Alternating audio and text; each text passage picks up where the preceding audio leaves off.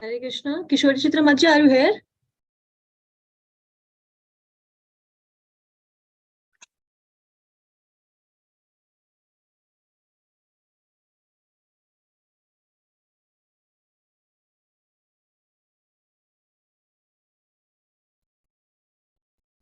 Kishori Chitra Maji, are you here?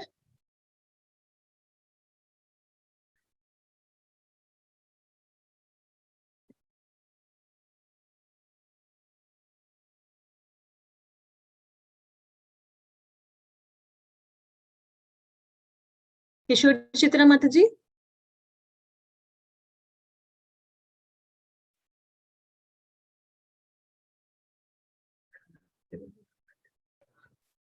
Hare Krishna Mataji, she is actually connecting. It is showing connecting to audio. It is not completely joined. Okay, but for last a minute or two, it's happening like the same, right? Actually, her name is in the reading Yes, sequence. it is in So the I'm name in the asking. list, but it is showing connecting to audio. That means it is she is not completely joined. Okay.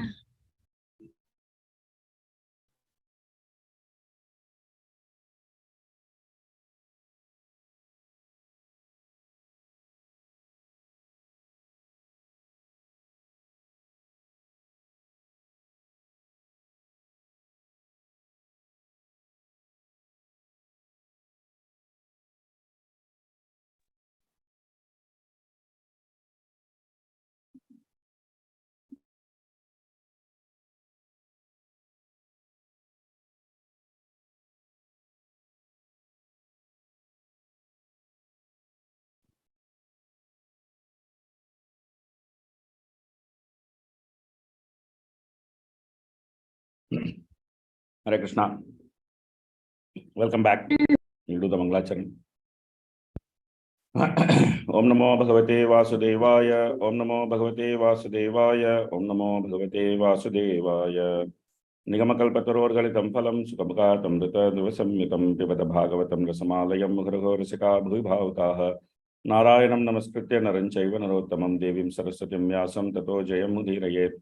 नष्टप्रायेषु भद्रेषु नित्यं भागवत सेवया भगवत्युत्तमश्लोके भक्तिर्भवति नैष्टिकी ओम ज्ञानतिमिरन्धस्य ज्ञानञ्जनशलाकया चक्षुरुन्मिलितं येन तस्मै श्रीगुरवे नमः श्रीचैतन्यमनोभीष्टं स्थापितं येन भूतले स्वयं रूपकदा मह्यं ददाति स्वपदान्तिकं वन्देऽहं श्रीगुरोन् श्रीयुतपदकमलं श्रीगुरोन् वैष्णवांश्च श्रीरूपं साग्रजातं सखगणरघुनाथान्वितं तं सजीवं साद्वैतं सावधूतं परिजनसहितं कृष्णचैतन्यदेवं श्रीराधा कृष्णपादान् सखगण ललिता श्रीविशाखान्वितांश्च हे कृष्ण करुणा सिंधो दीनबंधो जगत्पते गोपेश गोपिका कांत राधा कांत नमोस्तुते तप्तकांचन गौरांगी राधे वृंदावनेश्वरी वृषभानुसुते देवी प्रणमामि हरिप्रिये वंशाकल्पतरुभ्यश्च कृपा सिन्धुभ्येव च पतितानां पावनेभ्यो वैष्णवेभ्यो नमो नमः नमो विष्णुपादाय कृष्णप्रेष्ठाय भूतले श्रीमते भक्तिवेदांत स्वामिनिति नामिने नमस्ते सारस्वते देवे गौरवाणी प्रचारिणे निर्विशेष शून्यवादी पाश्चात्य देशतारिणे जय श्री कृष्ण चैतन्य प्रभु नित्यानंद श्री अद्वैत गदाधर शिवासरि गौर भक्त वृंद हरे कृष्ण कृष्ण कृष्ण हरे हरे हरे राम राम राम हरे हरे मूकं करोति वाचालं पंगुलंगायते गिरिमित्तपातमहं वन्दे श्रीगुरुं दीर्घारिणं परमानन्दमाधवं श्रीचैतन्यमीश्वरं तथाञ्चन स्मृते यस्मिन् दुष्करं सुकरं भवेत् स्मृते प्रीतं स्यात् श्रीचैतन्यं नमाम्यहम्. Okay, so I think some presentations are due. The second group and third group has to do their presentation. Hare Krishna, Prabhuji, please accept our humble obeisances. Yes, Prabhuji, both of the groups have prepared the presentations. Okay, so then we can start with the second group presentation. Okay, Prabhuji. Excuse me. Yeah, I'm audible clearly. I think more or less, yeah. Yeah, I'm just sharing my screen, Prabhuji. Yeah. The presentation which we will show.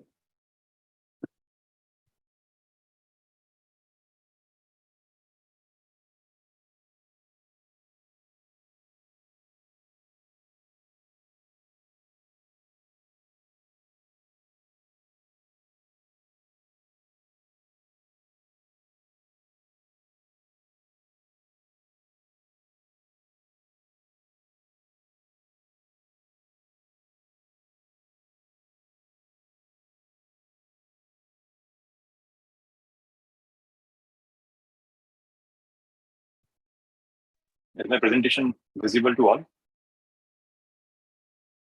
Yes. Okay, so we have been given verse number 1 to 20 from chapter number 7 of Canto number 2. So the devotees who have shared the points and I just compiled the presentation. So these are devotees: Chaitanya Lila Mataji, Giriraj Prabhuji, Kishore Chitra Mataji, again Lakshmi Mahesh Mataji, Rasaman Krishna Prabhuji, Rukmani Priya Mataji, Rukmani Chaitanya Mataji. All these devotees have shared the points and we consolidated the points together. So we are starting with this verse number 1 till verse number 20. So in the verse number 1, starting with the Varaha Puran, which is who the incarnation who lifted the earth and appears the first demon, that is Hirnaksha. So in this verse, we can see the Prabhupada's purport, in which he has compared the Lord's incarnation and imaginary incarnations of the today. We can see that there are a lot of incarnations, self-claimed gods who say that we are the incarnation of Vishnu, we are incarnations of Lord Shiva. So Prabhupada says the Lord appears in certain extraordinary circumstances and performs tasks which is not imaginable by tiny brains. So what the tiny brains do, they create an incarnation out of imagination. So they don't refer the scriptures. Whatever imagination people puts before them, they just take the imagination and accept it. And in the same line, the second incarnation, Suyagya incarnation, Prabhupada explained the same thing further, that how we can accept incarnation from the authorized scripture, that no one can be accepted as an incarnation of the Lord if his father's name as well as the name of the village or place in which he appears is not mentioned by the authorized scripture. So that is the basis on which we should accept incarnation. So in the second verse, Srila Prabhupada has actually put forth on before us that how we should accept incarnation through the authorized scripture. And then we move to verse number 1 and verse number 2. The personal application would be like, I must not accept any cheap addition of any incarnation without reference to the authorized scripture. So that is the personal application we can drive out of verse number 1 and 2. So now verse number 3, which was incarnation of Lord Kapila, who actually son of Kardam and Devahuti, and spoke science of self-realization to his mother. So actually, and the point we discussed in the last meeting also, that knowing Krishna till we are completely satisfied. So that has further established in this verse purport, that one should not be satisfied simply by knowing the qualitative equality of the Lord and the living being. We should not be satisfied at that point only. We should be satisfied till we are certain, we should know the Lord, or try to understand the Lord potencies, understand the Lord energies, till the point we are completely satisfied and surrendered. So one should know the Lord as much as can be known by our limited knowledge. Prabhupada further described that it is impossible for the Lord to be known perfectly, as he is even by such deep-rated person as Shiva or Brahma. So what to speak of other demigods or man in the world?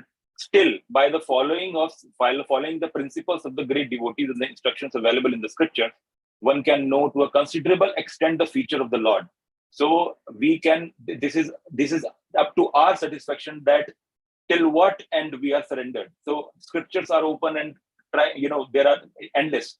They will give us the knowledge of Krishna endlessly.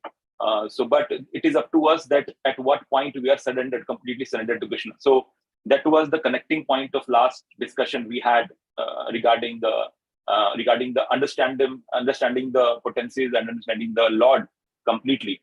So no one can understand Lord completely, but Prabhupada says that we should not be satisfied till we are surrendered. So that was the point we could drive out of this verse. And in the same verse, we can take a personal application, that I must read scriptures and Srila Prabhupada's book daily.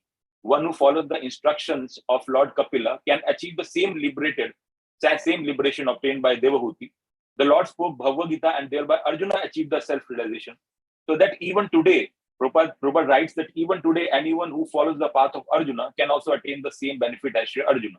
So that means we should achieve the same benefit if we are reading scriptures and taking the instructions of Lord and following the footsteps of our acharyas. So that is we can see in this verse. In the verse number 4, who is Dattatreya, who appeared on the praise of Atri, and in which we can see the devotee become more than the Lord. Srila Prabhupada writes that the father actually serves the son, whereas the son only demands all sort of services from the father. Therefore, a pure devotee who is always inclined to serve the Lord wants him as a son and not as the father. So that means the Lord also accepts a service from the devotee, and thus the devotee becomes more than the Lord. So that point we can see in this verse of the incarnation of Dattatreya. Prabhupada further elaborates, I would never do, we can drive a personal application that I would never do offense at the feet of devotee. That we can take a personal application out of this word, that the valuable time of one's life must be fully engaged in the transcendental loving service of the Lord. Then other desirable achievements are automatically gained.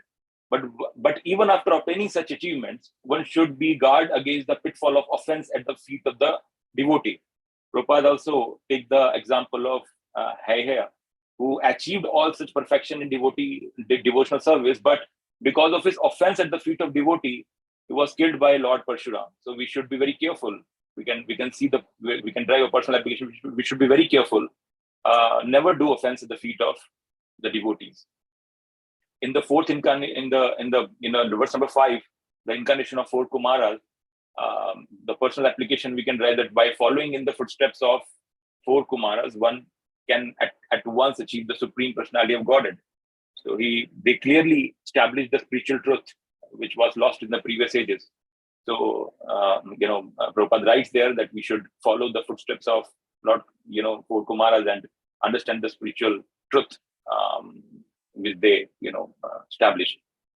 Verse number 6, which was Nar and Narayan, the incarnation. The preaching and personal application, Prabhupada writes that hankering for fulfilling material desires impedes one to progress spiritually. So the desire for acquiring a house, possessing land, having children, becoming prominent in society, affection for community, the place of birth, hankering for wealth, all these are illusory dreams and encumber a human being. And he is thus impeded in this progress towards self-realization, the real aim of life, if he is hankering for such material desires. So we can see in the verse, he further teaches us regarding the restricted women association. So it is both way around. It is for the women also and it is for the men also, that restricted opposite sex association. Studying the whole scheme of disassociation from women, studying the whole scheme of dissociation from women, from brahmachari to sannyas ashram, it appears that a woman is a stumbling block for self-realization, and the Lord appeared as Narayan to teach the principle of womanly dissociation with the law, with the own life. So it is other way around also, that we should associate till the as per the instructions of the scriptures only, and we should not be completely entangled with this association.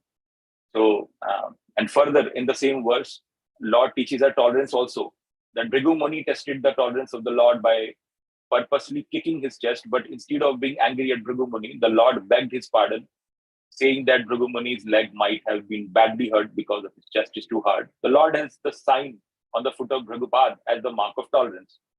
So in the Nar Narayan, Nar Narayan incarnation, Prabhupada puts all these teachings for us.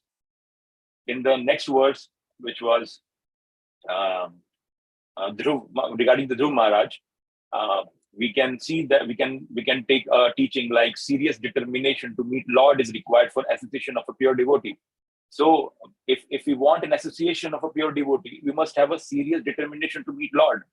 So a serious personality can achieve a highest perfection of meeting the Lord. We can see in the example of Dhruv Maharaj also, he has a very serious determination towards meeting the Lord. Then Lord arranges the pure devotee for him. So a serious personality can achieve the highest perfection of meeting the Lord and attain his objective simply by being guided by a pure devotee who automatically approaches by dint of one's serious determination to meet the Lord by all means.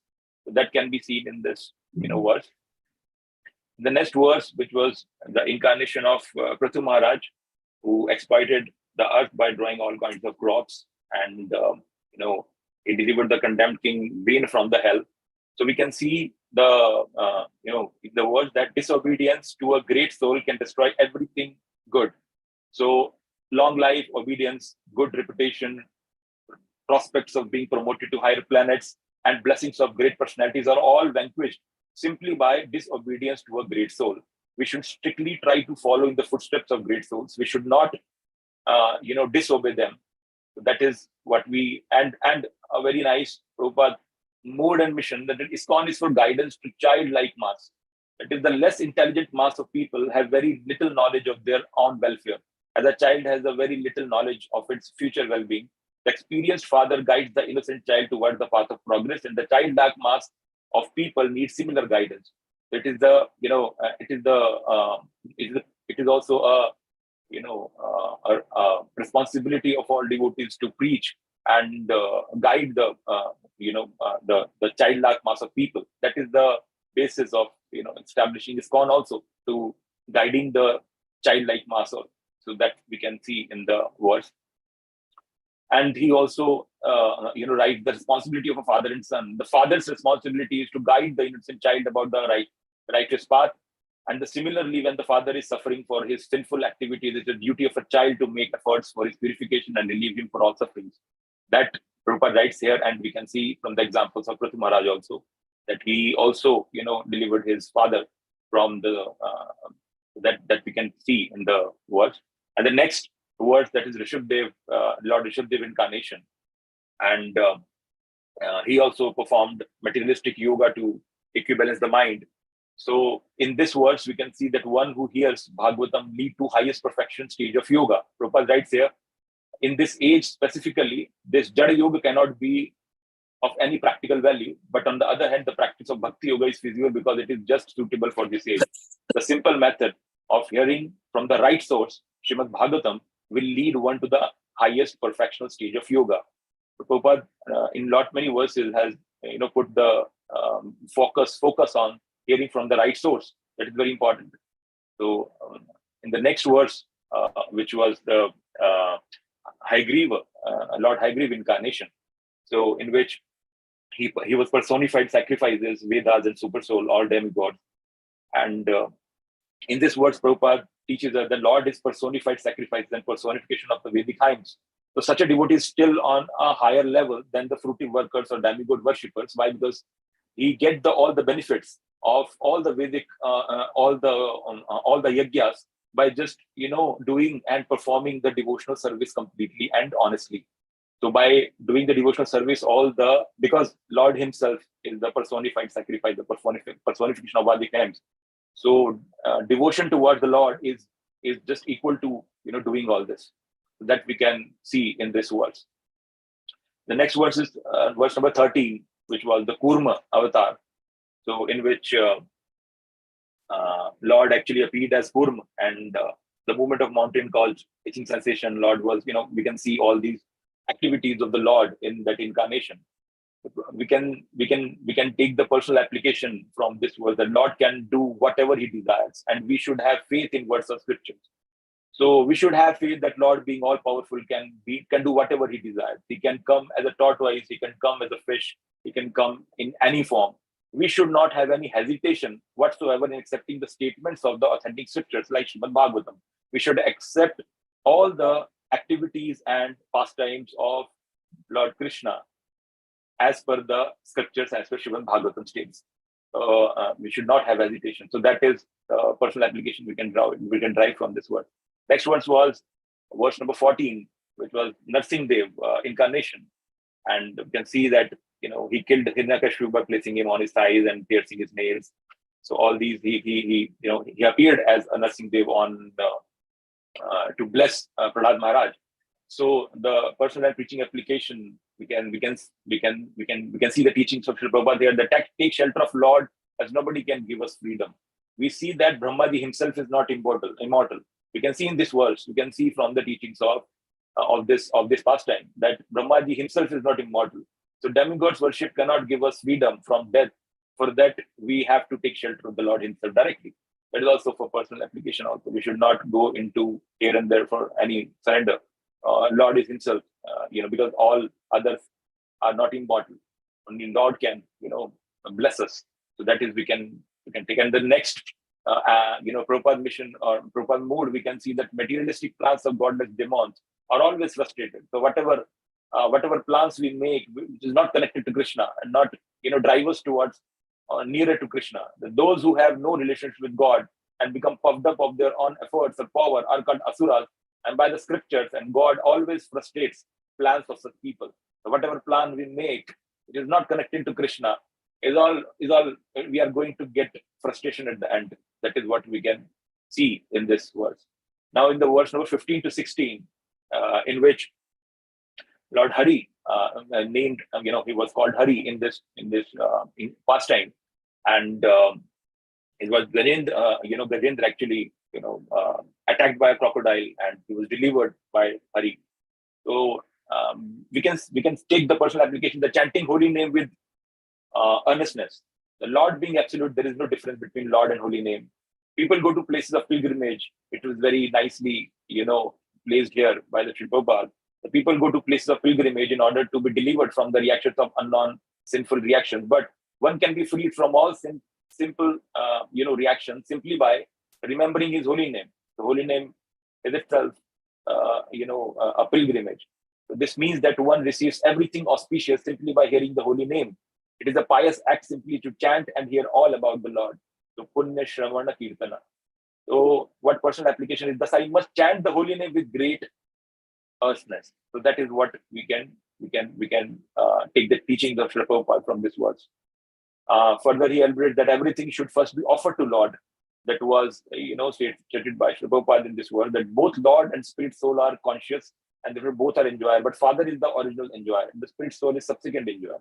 So everything in the privileged property of the Lord, everything is the privileged property of the Lord, and the spirit soul should enjoy only things which are ordained by the Lord. So everything should first be offered to the Lord and then accepted. It was nicely stated. So the further in the same verse, Lord always protects his pure devotees. A pure devotee is given first preference. That was rightly, very nicely placed, that a pure devotee is given first preference because of his full dependence on Lord. So a pure devotee is one who has full who has fully dependent on Lord, and Lord always preferred this devotee. So that is what we can see. Devotional service plane.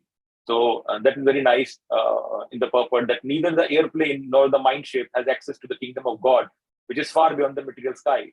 Only the devotional service plane has this much strength to take us there, just like it happened in the case of Gajendra. We cannot create any material plane to reach the Lord. So there is only what we can see in the Gajendra, verse also, pastime also, that only the devotional service can take us to the plane, take us to the Lord. By the devotional plane, we can do it. So that is one. The personal applications, I just listed all the personal applications we have already discussed. I'll directly go into the verse number 17 to 18, which was the incarnation of Vaman Dev and the pastime of Bali Maharaj. So we can see that special favor of Lord. When we can understand that when a Lord snatches away one's hard-earned material possessions and favors one with his personal transcendental service for eternal life, bliss, and knowledge, such taking away by the Lord should be considered a special favor upon such a pure devotee, so that he can advance his devotional service. So that is what, like Lord taken away everything from Bali Maharaj. We can take an example of Bali Maharaj in a life also. So voluntary giving up possessions, Prabhupada further writes, a devotee knows that all the material possessions are temporary, and that the best use of such possession is to engage them in the service of the Lord, so that the Lord may be pleased with him and award him a permanent place in his Paramdham. So Prabhupada's mood and mission in this statement is, the more one advances spiritually, the more he is free from the attachment of the material illusions. That is the personal application we can derive from this purport. So we must follow example of Bali Maharaj. Those who have attained the comforts of material civilization, made for sense gratification, should try to attain the kingdom of God by following the footsteps of Bali Maharaj. who exchanged his acquired material strength, adopting the process of Bhakti Yoga. So that was the example, Bali Maharaj, we should take in our life. Next is the verse of Lord's incarnation, that is Hamsavatar. And from there, we can take the teachings of Prabhupada, that inclination toward devotees and cooperation. That is the Prabhupada mood also. That unless one is inclined toward devotee, to be a devotee of Lord, he cannot enter into the intricacies of devotional service. So by cooperating with such devotee, then he will gradually learn the techniques of the devotional service. And with the progress of such learning, one becomes proportionately free from the contamination of material association. So that cooperation to the devotees is very important. And Prabhupada focused this verse purport on the cooperating the devotees in the in our spiritual practices, spiritual activities. We should always cooperate the devotees, always cooperate the senior devotees on the services. That was the mood and mission. And further, Bhagavatam is a lamp of transcendent knowledge. There is a natural affinity of the living entity for the loving service of the Lord. This affinity becomes artificially covered by the influence of the material association. Srimad Bhagavatam helps one very genuinely remove that artificial covering. The Srimad Bhagavatam acts like the lamp of transcendent knowledge. The more we advance spiritually, the more he is freed from the attachment of the material illusion. So Prabhupada, glorifies Srimad Bhagavatam from this verse. So this is all from my presentation. Thank you so much for all devotees who shared all their valuable points. Thank you so much. Thank you so much. Hare Krishna. Okay, any questions, comments on this presentation? Very nice presentation, by the way. Any questions, comments on the presentation?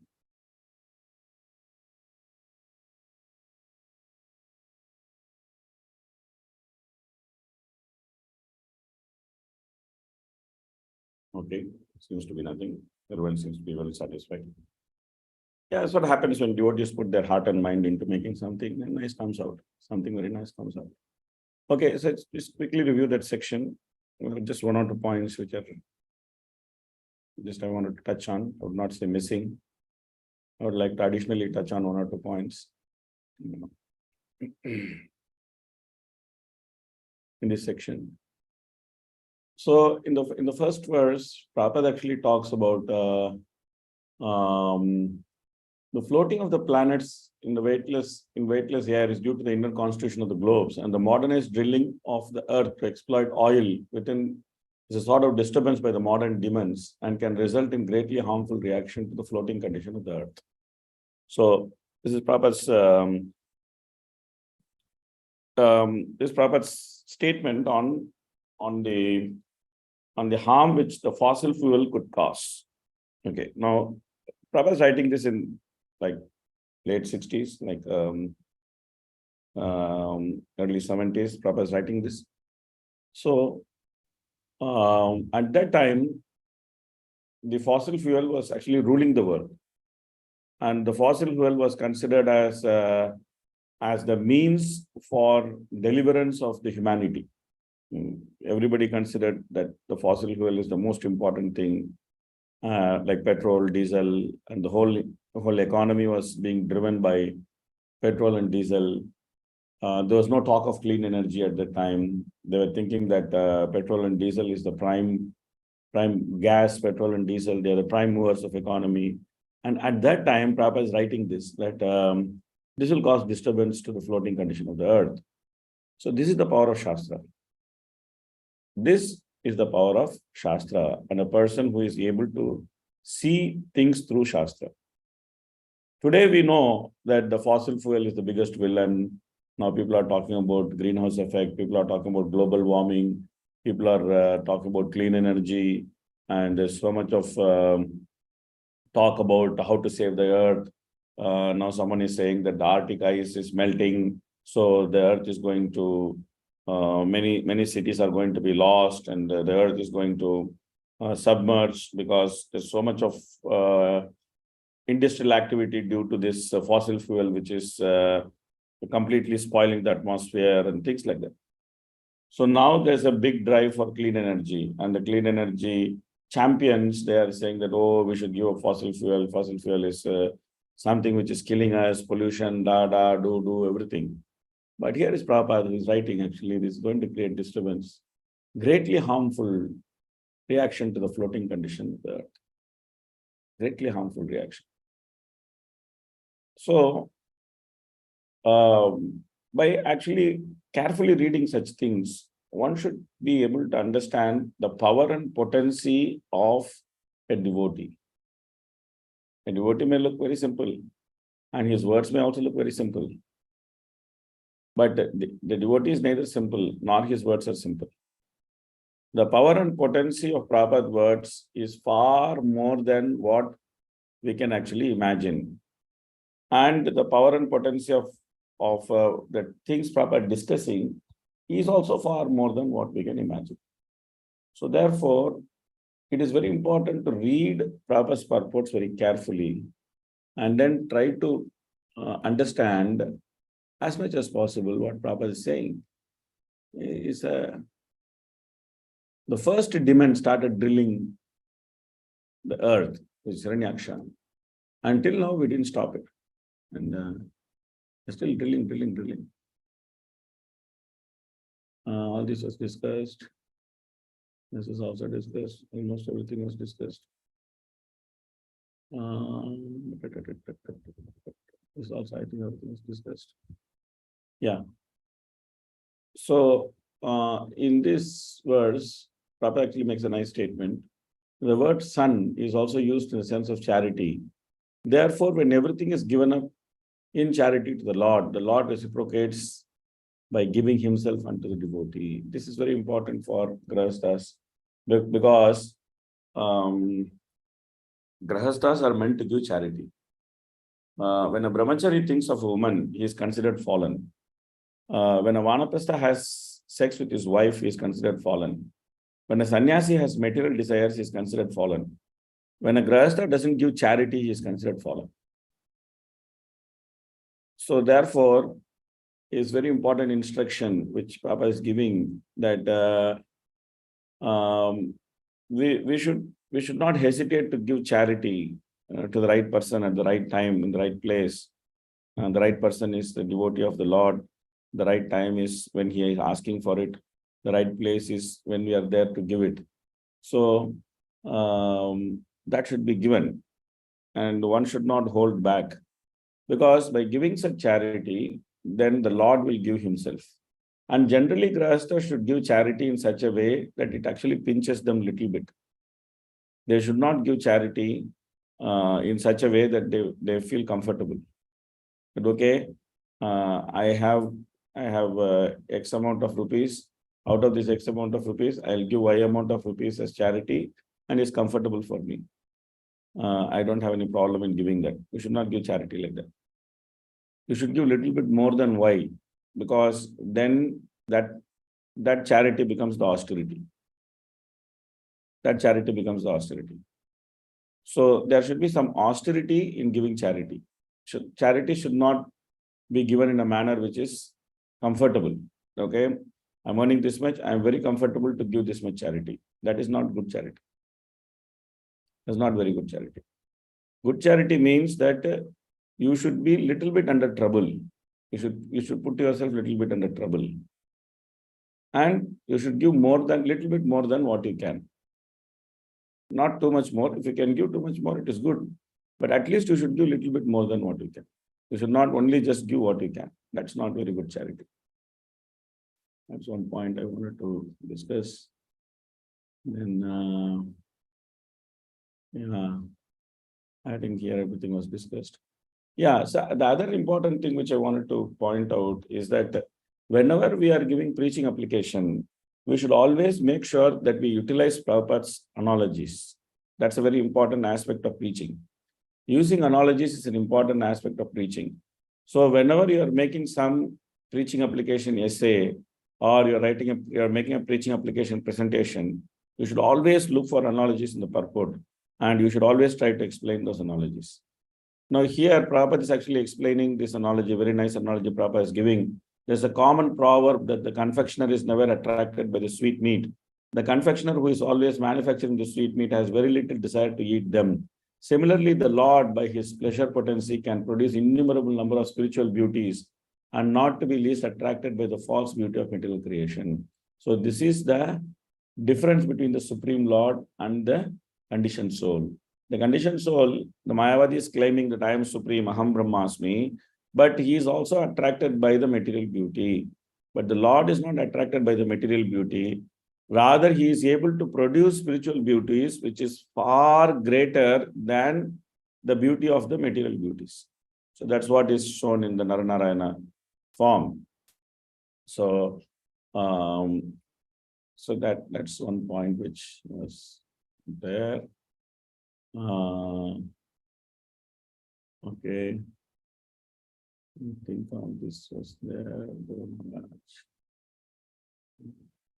This is all covered.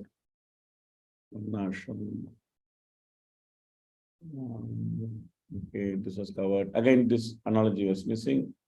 The intelligent mass of people, I think this was discussed. This analogy was discussed, yeah. This analogy was discussed.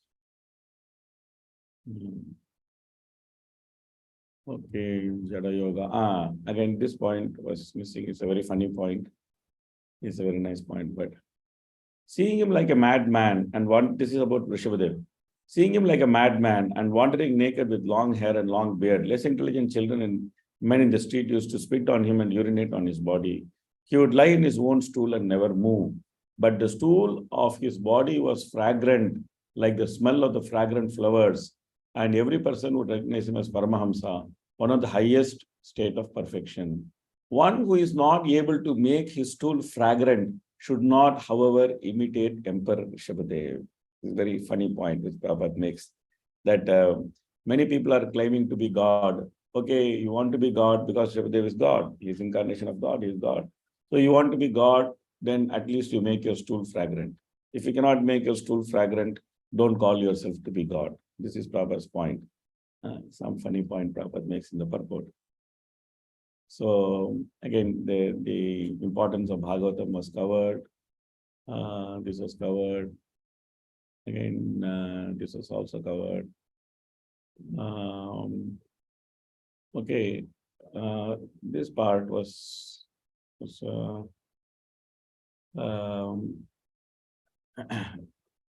I don't think this part was covered. Okay, let's read this.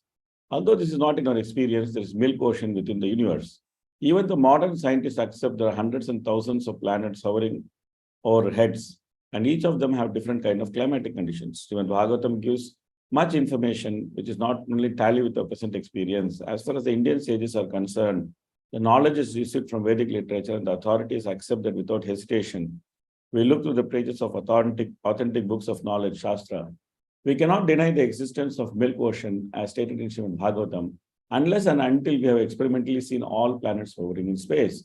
Since such an experiment is not possible, naturally we have to accept the statement of Srimad Bhagavatam because it is accepted by the spiritual leaders like Sridhar Swami, Jiva Goswami, Vishwanath Chakravarti Thakur and others. The Vedic process is to follow the footstep of great authorities, and that's only the process of knowing what is beyond our imagination. This is an important point which Prabhupada makes, because someone may challenge, hey, where is the milk ocean? What is this nonsense you're talking about? So Prabhupada is giving some good reply to this point, that how we can understand that there is milk ocean. I think this was all covered. I don't think there was anything left here. Okay. So again, this analogy is there. Both the Lord and living beings are conscious and therefore enjoyers, but the Lord is the original enjoyer because he is the creator of everything. In a family, both the father and his son are undoubtedly enjoyers, but the father is the original enjoyer and the sons are subsequent enjoyers. So this is one point which is there. And then in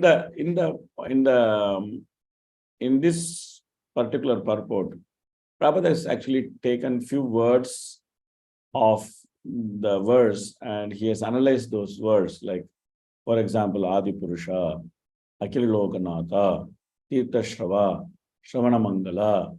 So Prabhupada has given various points. And then Prabhupada concludes, it is concluded, therefore, the holy name of the Lord and the topics in relation to him are always worth hearing. And therefore, he is called in this verse as Namadeya, one whose holy name is worth chanting. So that's a very important point because it refers to our Yuga Dharma, which Prabhupada makes. Then I think more or less everything was covered.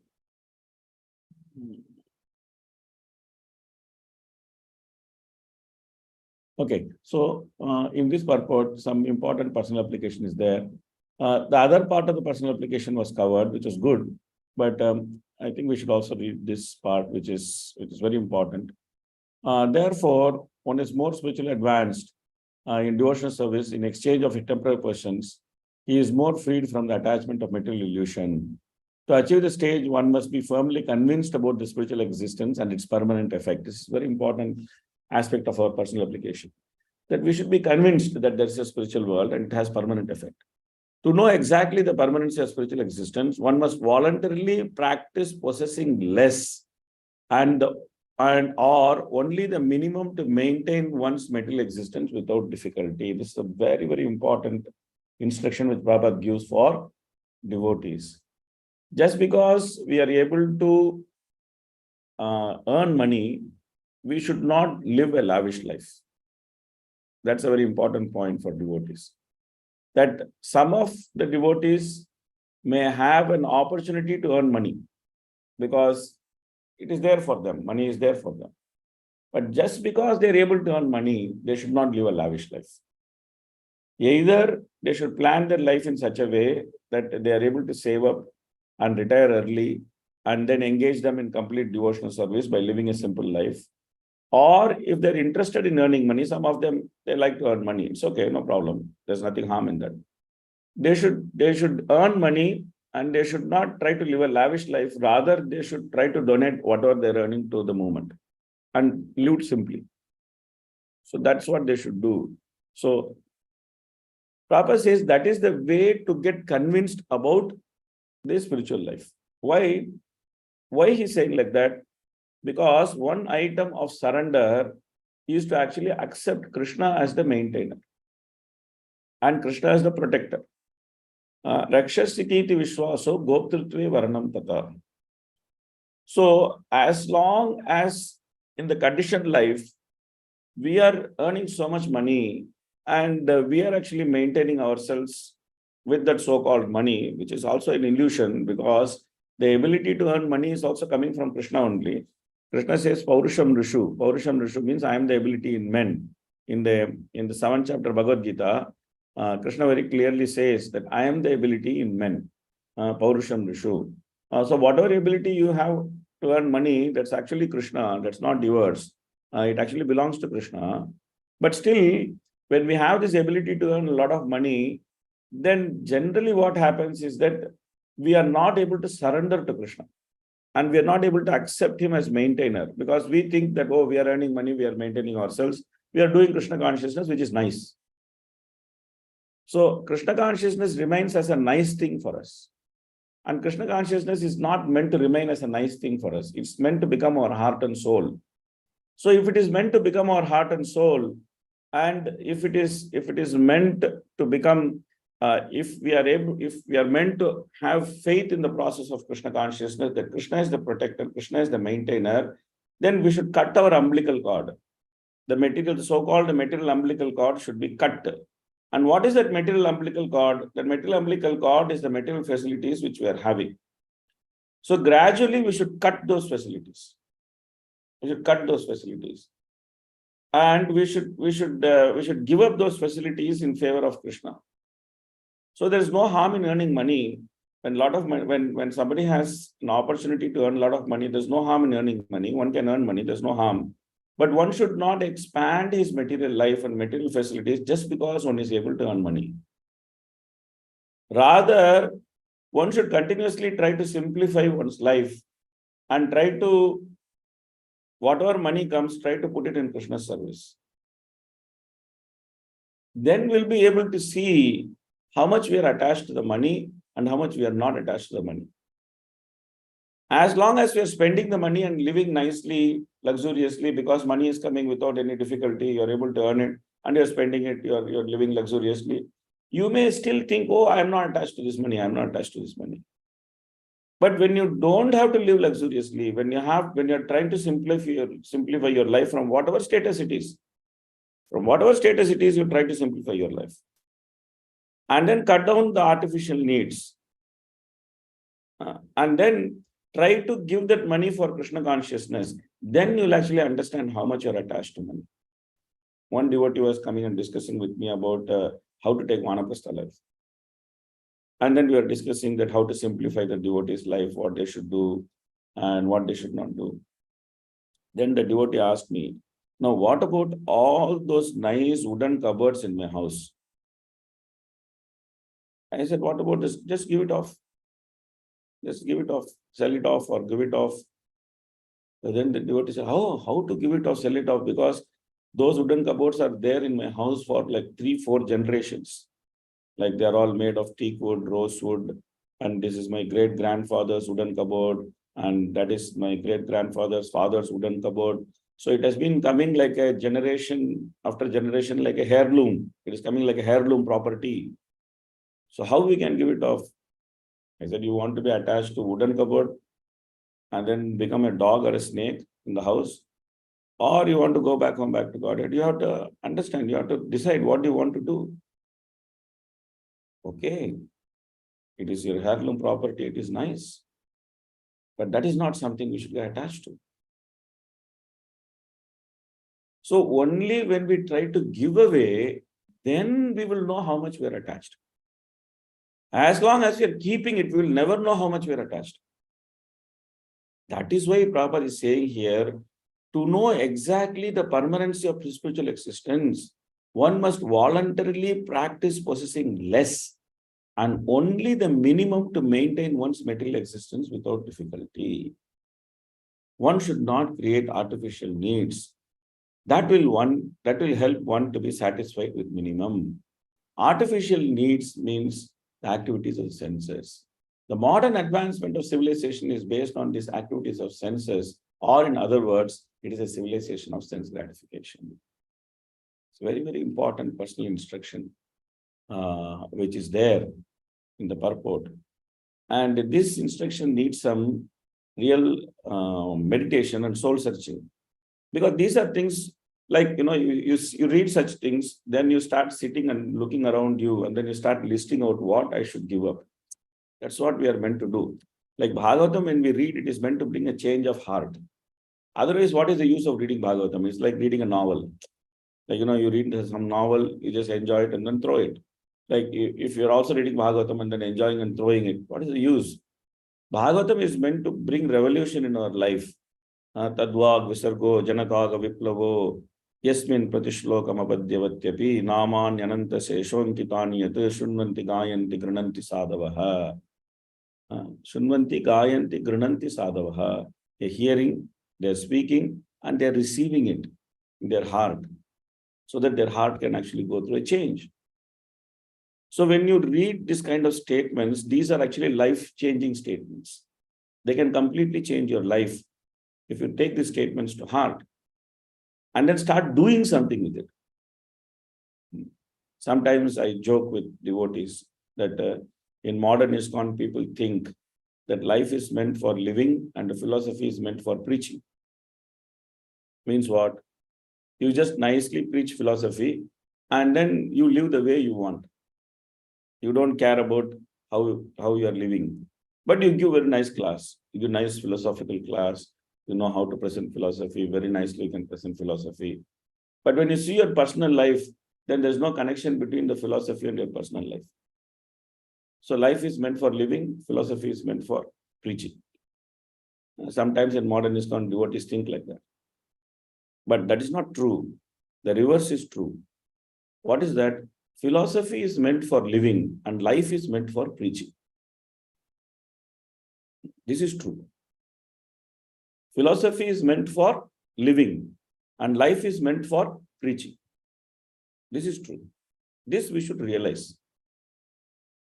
That when we read Krishna conscious philosophy, when we read the instructions of the Acharya, then immediately we should start thinking that how can I implement this from today? What can I do to implement this from today? Can I do something? Can I take out one thing from my house and give it as charity? Can I give away something? Can I reduce some level of comfort, which is like an extra layer of comfort, which is not required? Meant to think like this and meant to do it.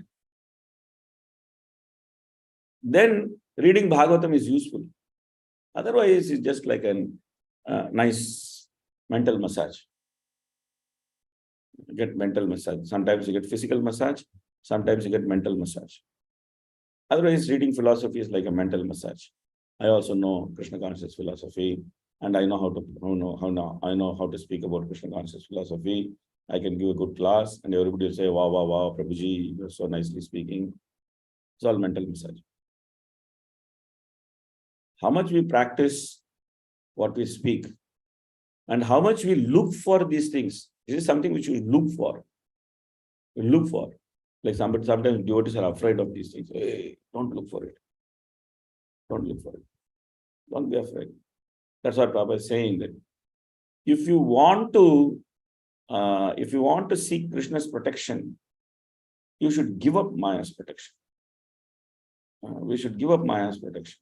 Maya is anyway not offering any protection. Maya is only offering false protection. Maya is offering an illusion of a protection. But Krishna is actually offering protection. So therefore, unless we give up that illusion of the protection systematically, we will not be able to have faith in Krishna consciousness. We will not be able to have faith in the movement. We will not be able to have faith in Prabhupada's instruction.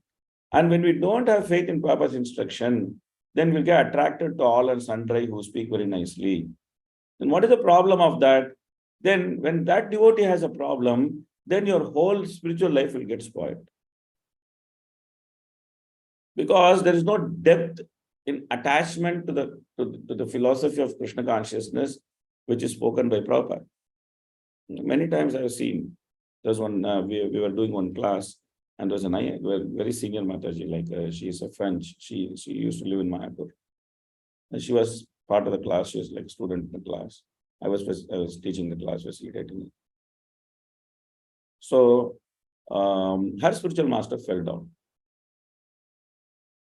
Those days, long time back. Her spiritual master fell down. So then I requested Mataji, please share your experience that how did you remain in the movement after your spiritual master fell down? What caused you to remain in the movement after your spiritual master fell down?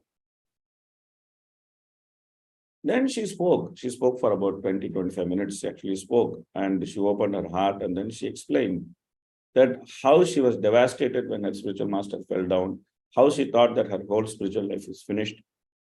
And then somehow or other, she took shelter of Prabhupada's books. And then she started very carefully reading Prabhupada's books. And when she carefully read Prabhupada's books, she actually understood that what actually Krishna consciousness means. And many years have gone since that. And still today, she's very steadily doing Krishna consciousness. Because she actually understood Krishna's protection. So sometimes it may happen that devotees will have difficulty. Because Prabhupada says that coming to Krishna consciousness means declaration of war against Maya.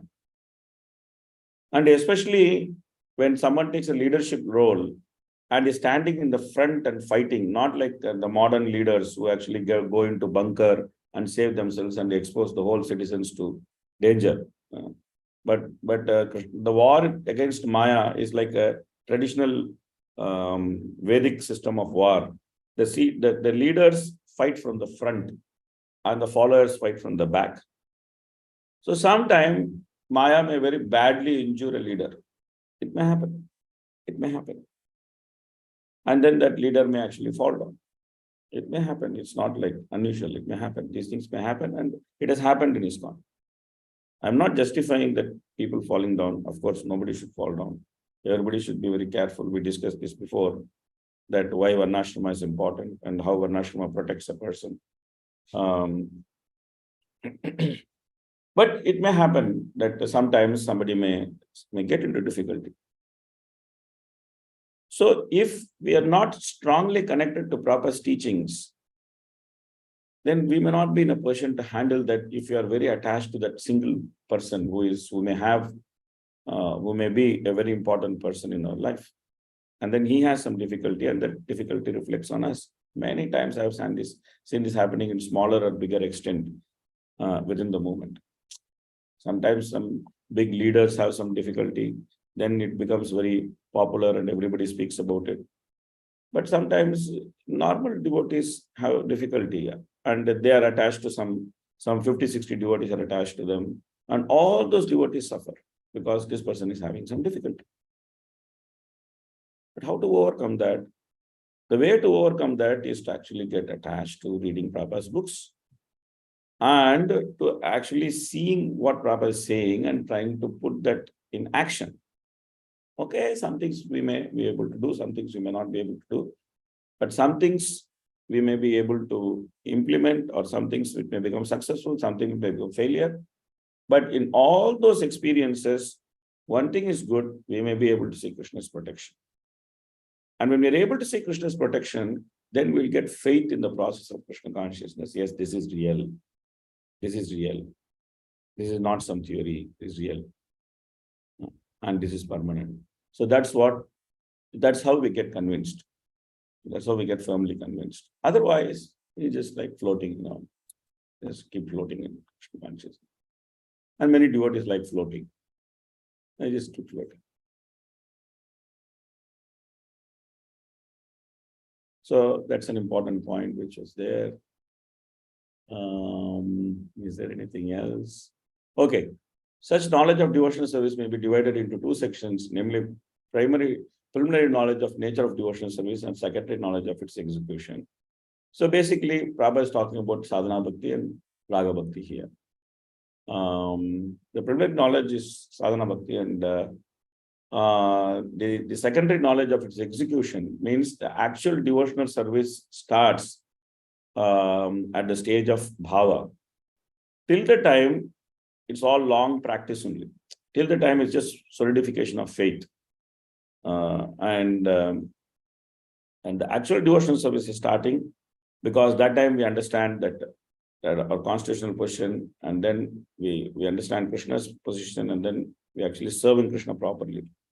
Of course, the previous part is also devotional service only.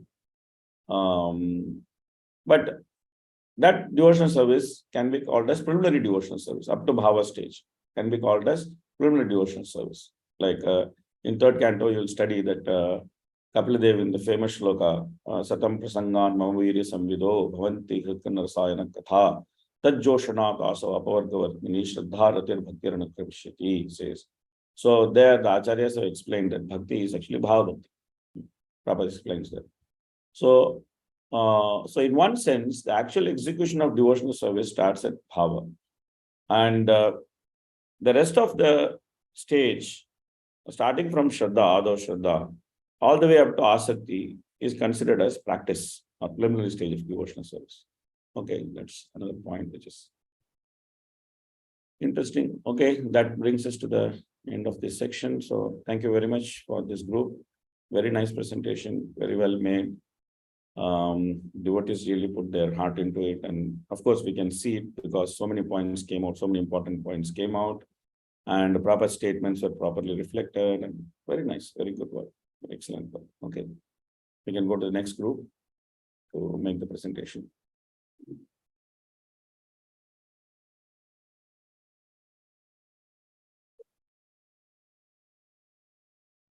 Hare Krishna. Hare Krishna. I'll just share the screen. If you can give me that screen sharing rights, it says I'm not allowed. Mataji, if you can please now. Wait, I'll stop sharing. I think because I'm sharing, you're not able to share. Okay, so who is the host? Yeah. Okay, there you go.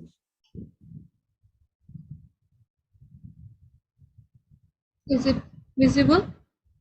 Yes, Mataji. So as Hare Krishna, as we saw, the group 2 presented chapter 7, verse number 1 to 20. And as this chapter says, scheduled incarnations, where it speaks about the different incarnations with specific functions. And we were assigned the verses from 21 to 39. And from verse 1 to 20, we saw like the earlier group's presentation, where different incarnations were shown from Varaha and all others, Vamanadev, and it went on until I think Manvantar avatar. And ours is from verse 21, where it starts from the Manvantari avatar. And we were assigned to divide them in like 3 parts: preaching mood, Srila Prabhupada's mood and mission, and personal application. We have our group has compiled it a bit differently. The preaching mood points have been segregated in one section, and then Srila Prabhupada's mood and mission and personal application. Okay.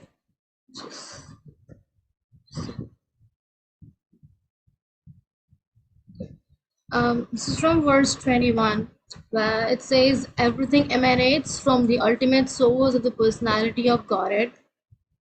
He is the origin of everything, including the medical science.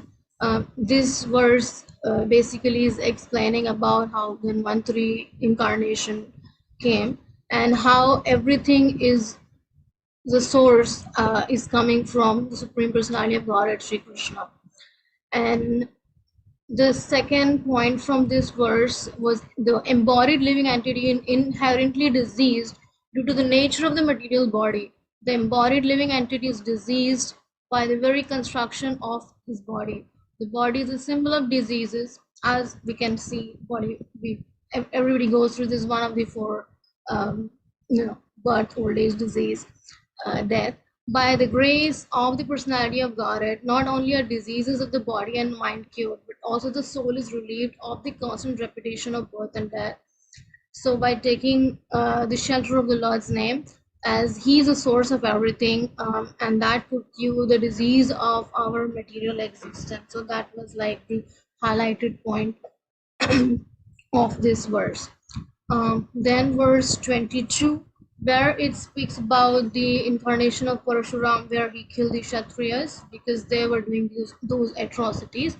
And the Kshatriyas are the ruling administrators of any part of the universe, either on this planet or on other planets, are factually the representative of the Almighty Personality of Godhead, and they are meant to lead the subjects towards the path of God realization. Every state and its administrators, regardless of the nature of the administration, monarchy or democracy, oligarchy or dictatorship or autocracy, have the prime responsibility to lead the citizens towards God realization. This is essential in all human beings, and it is the duty of the Father, spiritual master, and ultimately the state to take up the responsibility of leading the citizens towards this end.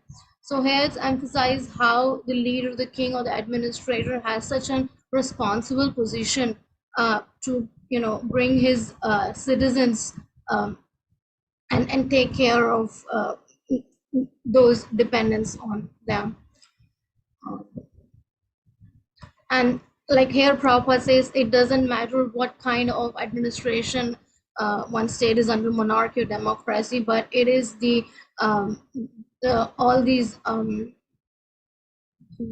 administrators, they are representative of the personality of Godhead, and they must lead towards the subject, to their dependence towards the path of self-realization.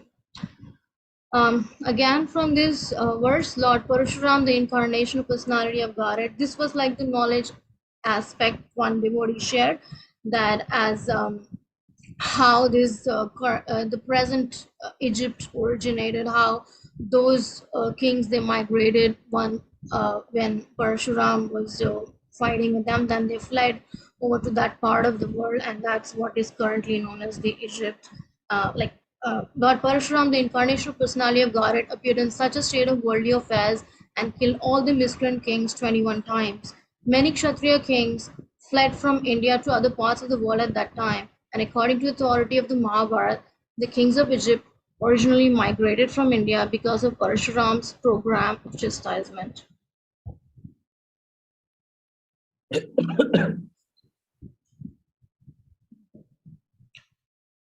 Somehow this gets hanged. Just give me a second.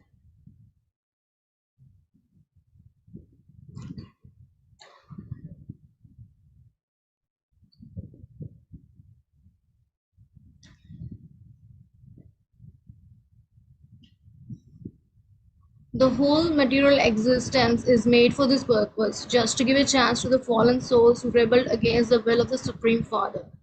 The force of material nature gradually leads one to the hellish condition of perpetual pains and miseries.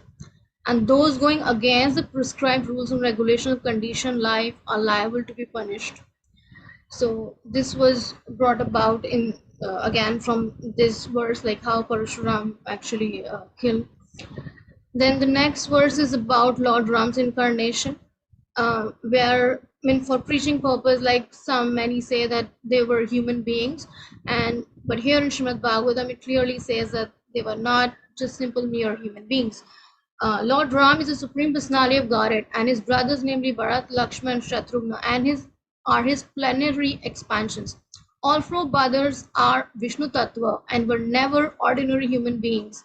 There are many unscrupulous and ignorant commentators on Ramayana who present the younger brothers of Lord Ramachandra as ordinary living entities. But here in the Srimad Bhagavatam, the most authentic scripture on the science of Godhead, it is clearly stated that his brothers were his plenary expansions. Then again, from this same verse, the policy of exploiting the nature of the Lord without acknowledging the supremacy of the Lord does not pay, because such defiance leads to ultimate destruction of all such acquired opulence and power. So here it establishes supremacy of the Lord. Like the example is given of Ravana, and one should learn that, you know, about the consequences of how he exploited try to exploit the Lord's nature without acknowledging his supremacy, and in the end he was killed. Impersonalists fail to understand the absolute person transcends mundane concepts. The sentiment of the absolute person is transcendental to all the mundane concepts of quality and quantity. This section from the verse 24 is when Lord Ram gets angry when the ocean doesn't give him the way. So just being him, he has his red hot eye. Just merely with that heat, the ocean and all the aquatics, they start to have that fear and they start to feel the fear of death. So that's where this in this purport Srila Prabhupada is saying these are the factors to be distinguished in terms of personal and impersonal conceptions of the absolute truth.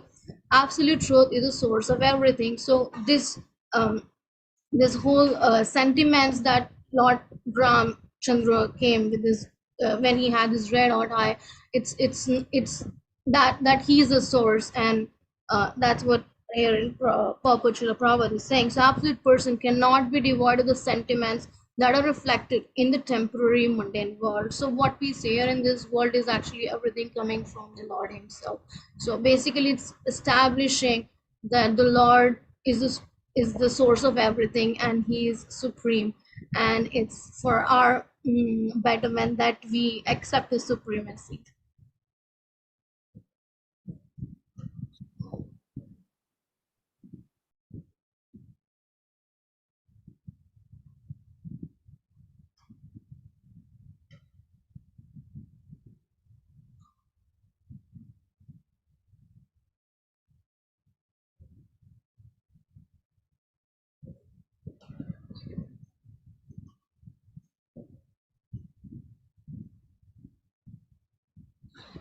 Okay, verse 32. Sacrifices recommended in the Vedic literature for satisfaction of the demigods are a sort of inducement to sacrificers to realize the existence of higher authorities.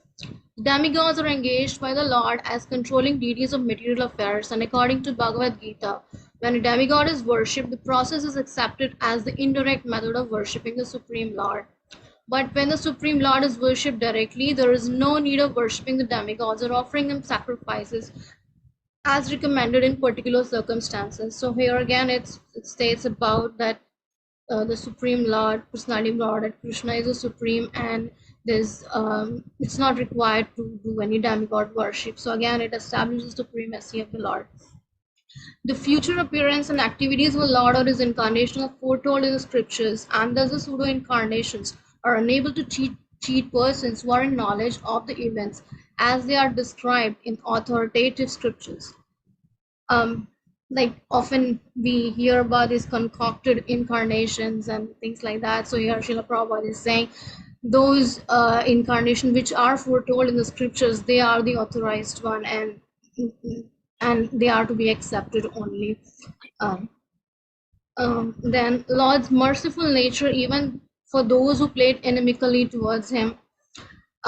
Like this example is from all those who participated in the Battle of Kurukshetra. They benefited by attaining spiritual existence according to the situation of their minds at the time of death. Like even those who were fighting against the Lord, they also attained, as we see, they also attained Vaikuntha.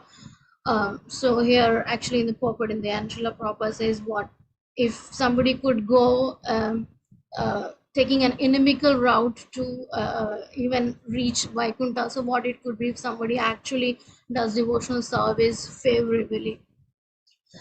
And verse 36 is about the Vyasadeva incarnation, where he divided the Vedas for the Kali Yuga people to understand, made it more simplified. And that's where it says advancement of material comforts of the body is activity in the mode of ignorance according to the laws of material nature. And the real advancement of knowledge means progress of knowledge in self-realization. So Srila Vyasadeva combined the scripture for us so that real knowledge could take everyone to self-realization. The Lord is the compassionate Father of all living beings, imparts unto them the vast Vedic knowledge in the short treatise like Bhagavad Gita, and for the graduates, the Srimad Bhagavatam. And then verse 37 and 38 describes about the incarnation of Buddha, and 38 about Kalki. And in between Lord Ramachandra and Vyasadeva, the whole verse from 26 to 35 speaks about Lord Krishna's incarnation.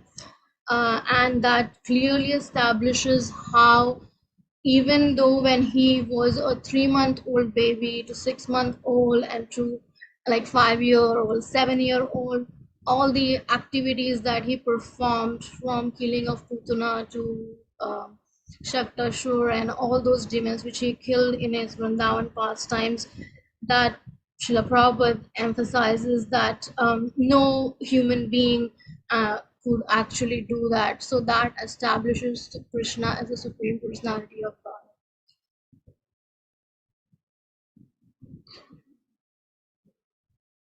Sorry, for some reason my laptop has some problems, so I need to stop share and then again do the next slide, something to figure out.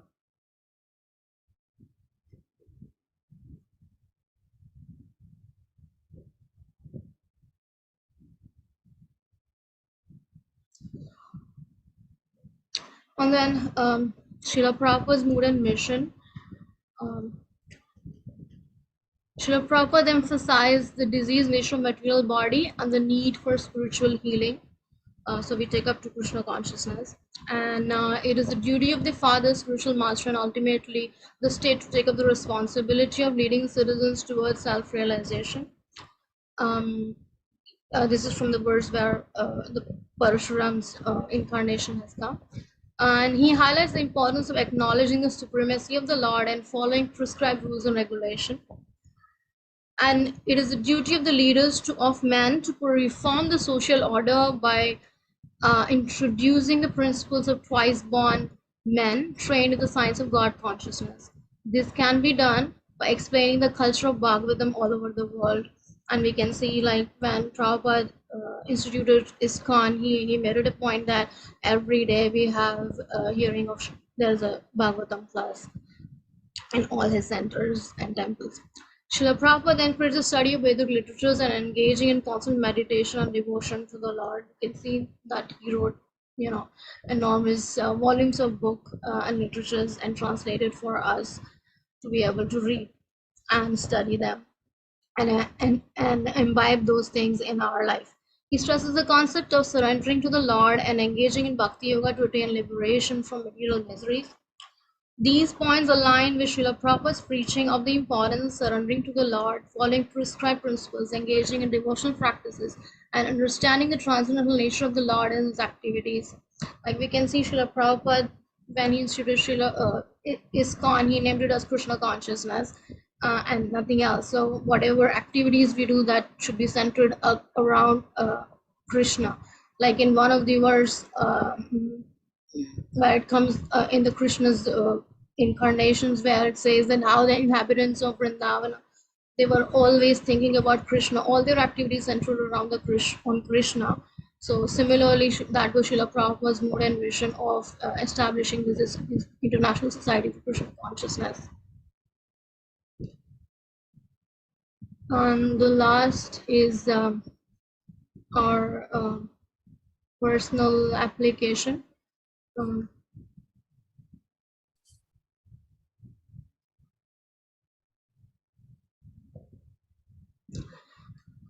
So here some devotees, they share the points that everything should be dovetailed in relationship with Lord Shri Krishna.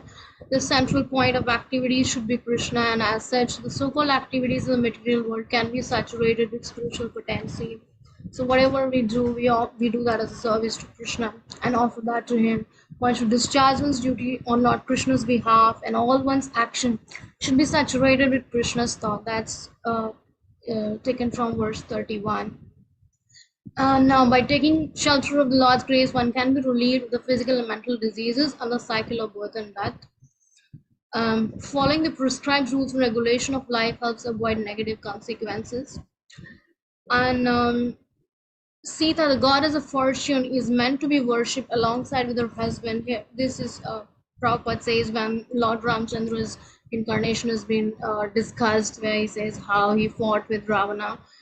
And there Srila Prabhupada says the materialistic, enjoyment propensity of Ravana, and the materialists who are after opulence and material prosperity may take lessons from the Ramayana, that the policy of exploiting the nature of the Lord without acknowledging the supremacy of the Supreme Lord is the policy of Ravana. So Prabhupada mentions that to worship the goddess of fortune along with Lord Ram, and not try to exploit the nature and for our own enjoyment or for our own material purpose.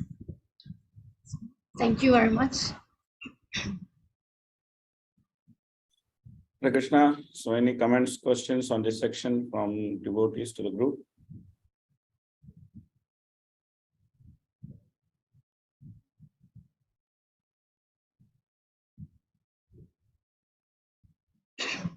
Okay, so everyone seems to be satisfied.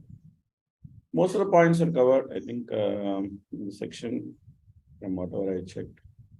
Whatever I wanted to discuss, most of them are covered. Let me just check.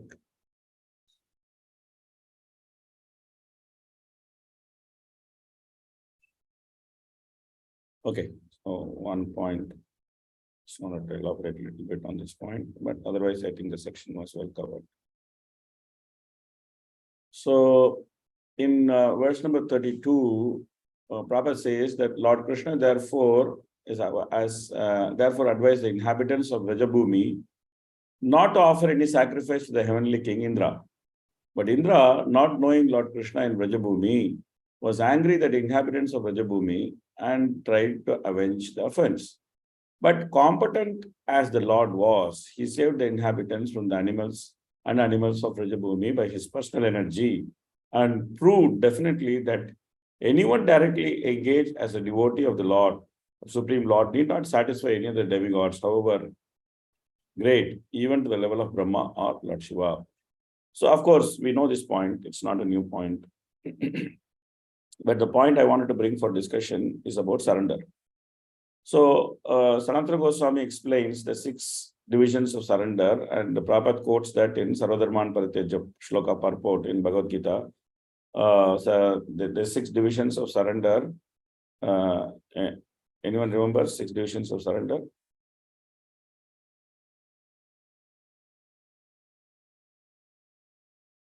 Hare Krishna Prabhuji, Anukulasya Sankalpa Pratikulasya Varjanam Rakshishati iti Vishwasa Guptitvi Varnam Tadha. Yeah, just go on and complete it.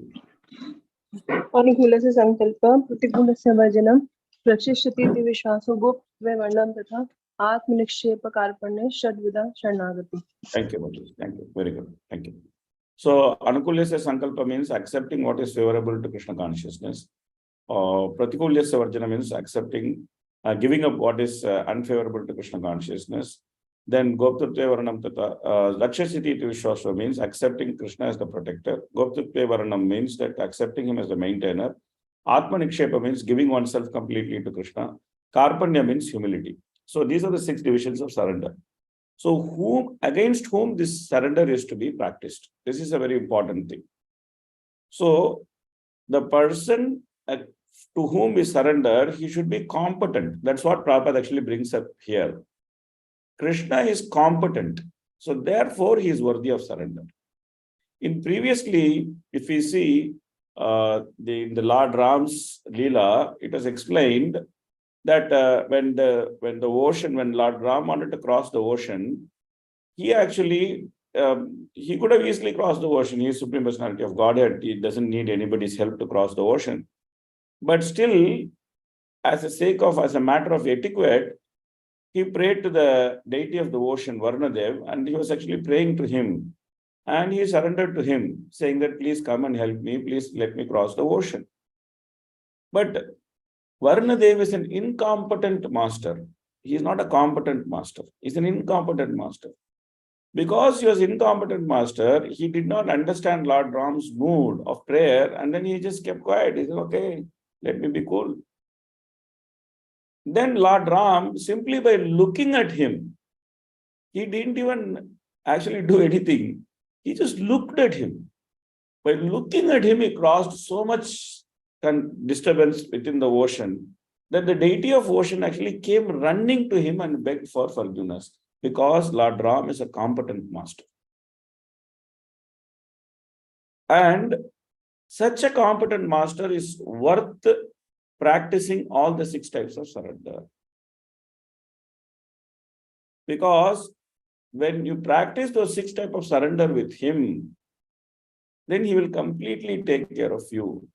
There is no need for us to depend on anybody else for anything when we surrender to Krishna, because Krishna is competent. And that point Prabhupada actually brings up, that he is competent, the Lord is competent. And because the Lord is competent, then he should be the only object of surrender.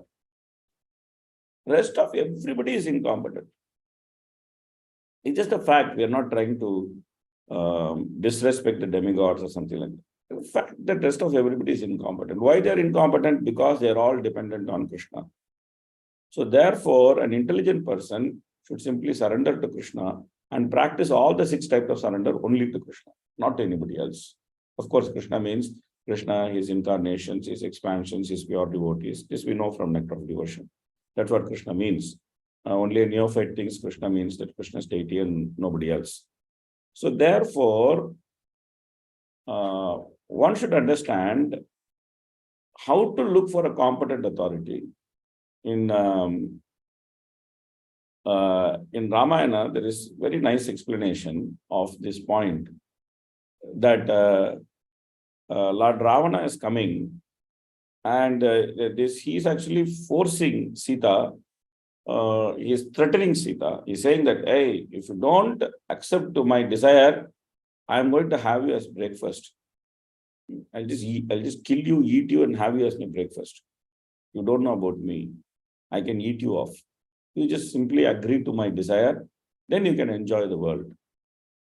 Then he actually tells those who are guarding Sita, those Rakshasis who are guarding Sita, he actually tells those Rakshasis, you please harass this lady.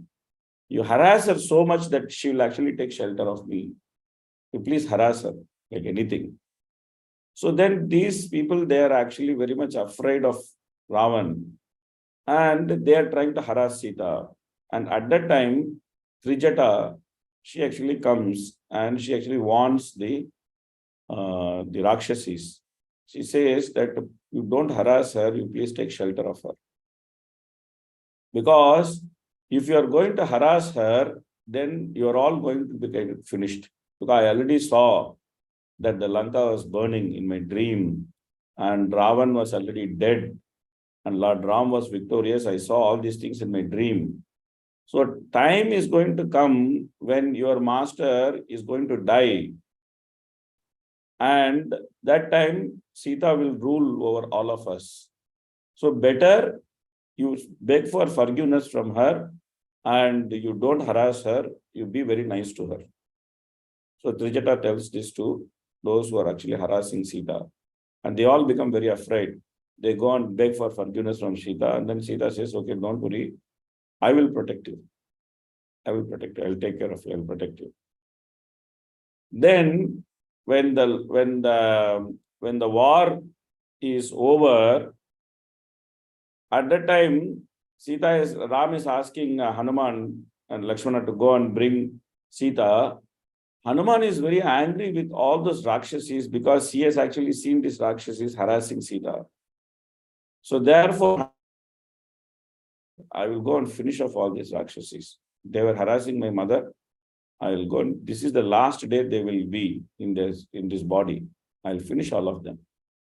So he's coming with great anger and he wants to kill all of them. And they all come running to Sita and take shelter of her. And then Sita tells Hanuman, see, they have all taken shelter of me. I have promised that I will protect all of them, so you should not harass them. So immediately Hanuman becomes very pacified. He says, okay, since they have already taken shelter of you, then they are all purified, so I will not harass them. So this is competent master. Even though Sita looks so vulnerable, she is away from Lord Ram, she is being threatened by Ravana, and the Rakshasas are trying to harass her. She looks so vulnerable. But still, she is a competent master because she is, when the time comes, she is the one who is able to offer protection. She is the one who is able to offer protection. So therefore, Ramayana repeatedly stresses this point that one should surrender to somebody who is competent. And if one does not do it, one will be harassed in their life. One's life will become a failure if one surrenders to an incompetent master. And Ramayana, of course, identifies the competent master as Lord Ram. And it encourages everyone to surrender to Lord Ram, who is, of course, Shri Krishna. So therefore, Prabhupada also brings up this very important point that the Lord is competent. The Lord is competent. That's a point which I wanted to bring up for some discussion. Okay, so we'll break here for 10 minutes. It's already 12 o'clock. We'll break here for Gayatri. We'll break here for 10 minutes. After, we'll come back at 12:15. Then we'll continue with the rest of the section. And hopefully we should be able to finish this section today. Let's see. Hare Krishna, Krishna Krishna, Hare Hare, Hare Ram, Hare Ram, Ram Ram, Hare Hare.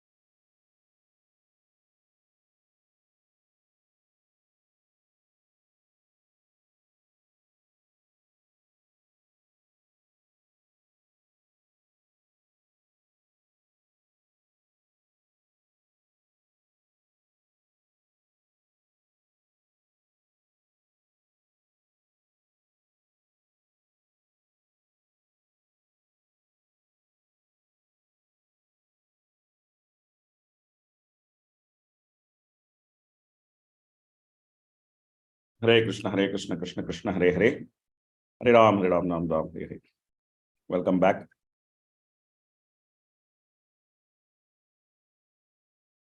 After the break.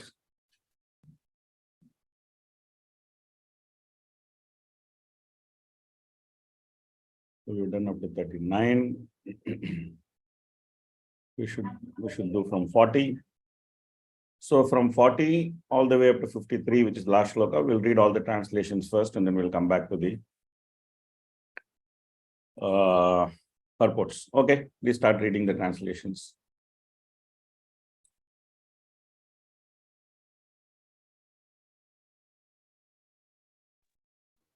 Hare Krishna. Verse 40, translation. Who can describe completely the prowess of Vishnu? Even the scientist who might have counted the particles of the atoms of the universe cannot do so, because it is he only who, in his form of Trivikrama, moved his leg effortlessly beyond the topmost planet, Satyaloka, up to the neutral state of the three modes of material nature, and all were moved.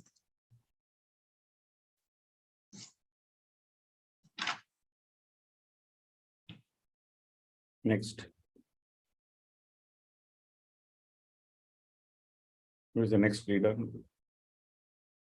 Neither I nor all sages before you fully know fully the omnipotent personality of Godhead.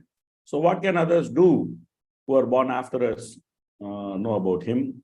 What can others who are born after us know about him? Even the first incarnation of the Lord, namely Shesha, has not been able to reach the limit of such knowledge, although he is describing the qualities of the Lord with 1,000 faces. Okay. Okay, next.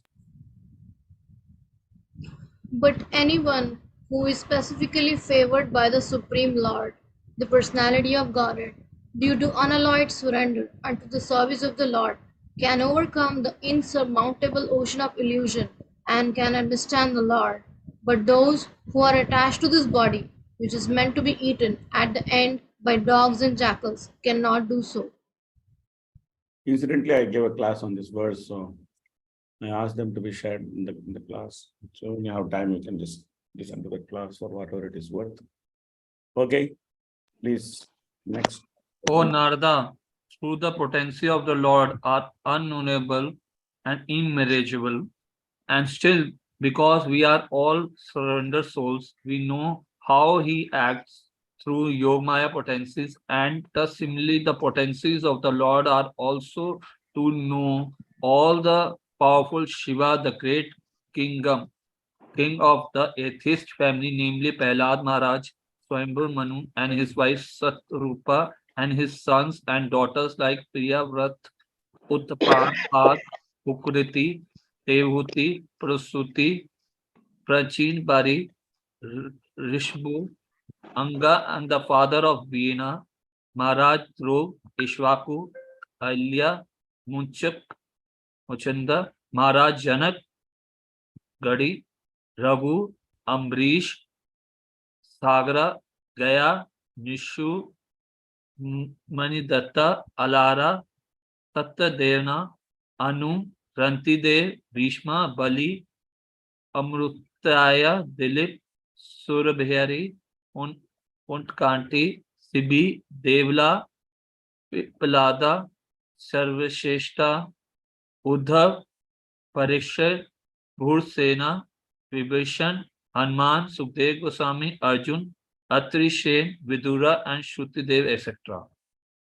So all of them simply represent the different potencies of the Lord, like Prahlad represents Bhakti, Lord Shiva represents the control, the power to control, Priyavrata represents the power to rule, and these daughters, they represent the power to reproduce, Prachina Barhi for the Yajna, and different people like that. So all of them, Dhruva for determination.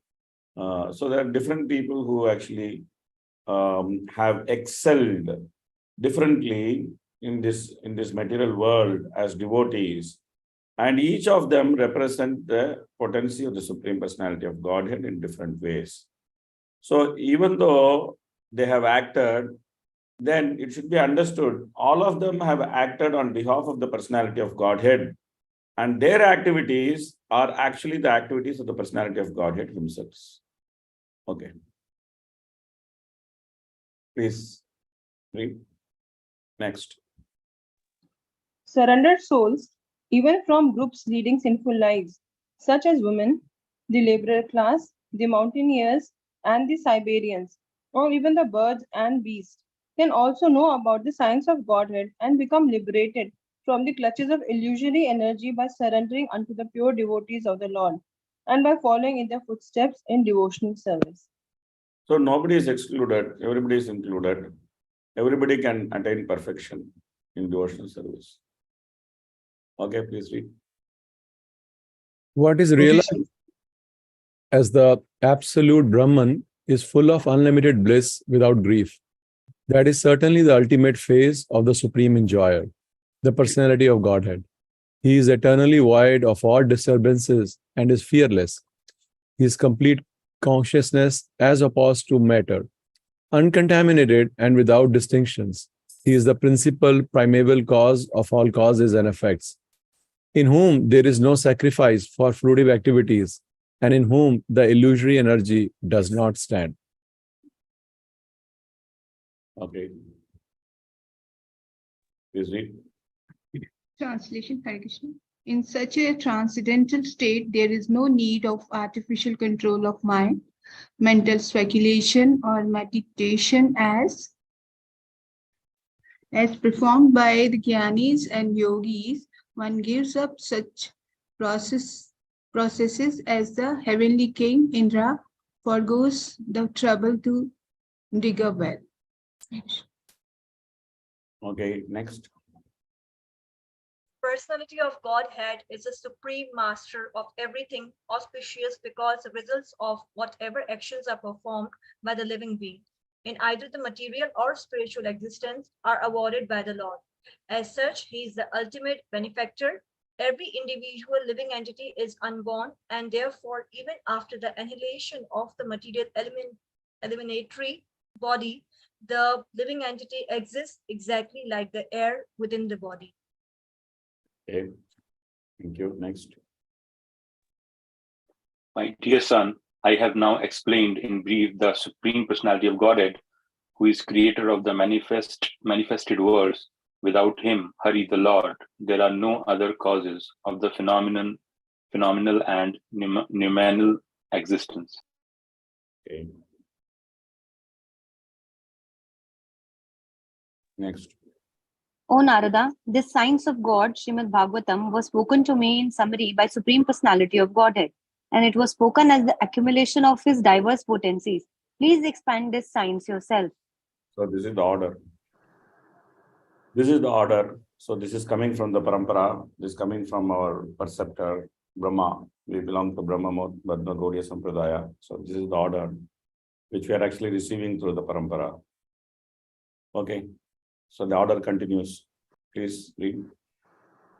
Please describe the science of Godhead with determination and in a manner by which it will be quite possible for the human being to develop transcendental devotional service unto the personality of Godhead Hari, the super soul of every living being and the summum bonum source of all energies. Yes. Okay. God's activities in association with his different energies should be described, appreciated, and heard in accordance with the teachings of the Supreme Lord. If this is done regularly with devotion and respect, one is sure to get out of the illusory energy of the Lord. Yeah, so that brings us to the end of this chapter. So the last few verses constitute the order of the parampara. And we can see that our acharyas, they are very faithfully, they are trying to fulfill this order. And they are trying to see how this science can be expanded. Like Bhakti Thakur, he was actually very worried that the entire Bhagavata philosophy and Chaitanya philosophy is taken over by the Sahajyas, and therefore the Gaudiya Vaishnava explanation of Bhagavatam, which is a very precious explanation of Bhagavatam, that is being lost due to sahajas. So therefore, he wrote proficiently and prolifically to establish the authenticity of the Gaudiya Vaishnavism. And he was the one who actually sent Lord Chaitanya across the seas, the foreign lands, for the first time. Then we see that Bhakti Siddhanta Saraswati Thakur, he taking up the mantle and taking on to this sahajas very strongly, and it's called Simha Guru. But Thakur, he was still friendly with them because he had to extract so many things from them. They were holding very important manuals, evidences, and so many different things. So Bhaktivinoda Thakur had good relationship with them. Most of the time, he had nice relationship with them, with different sects.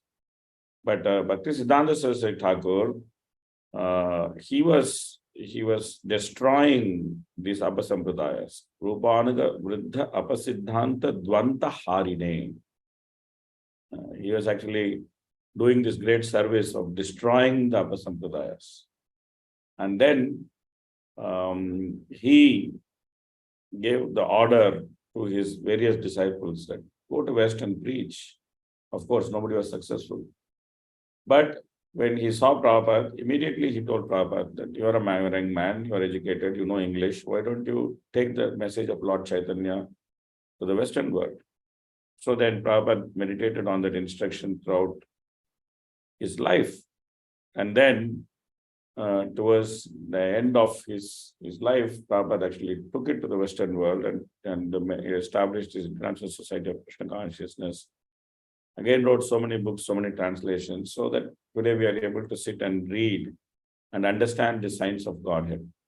So this is the order of the Parampara, and that order is valid for us also. All of us should try to do something according to our capacity. Whatever capacity we have, we should try to do something. So Prabhupada asked this little girl, Saraswati, that, who is Krishna? And she said, oh, Krishna is Supreme Personality of Godhead. And Prabhupada was very happy. He's saying, see, this girl, she is preaching. She is preaching. So all of us should do that. According to our capacity, we should try to take the mission forward. Okay, please read this purport.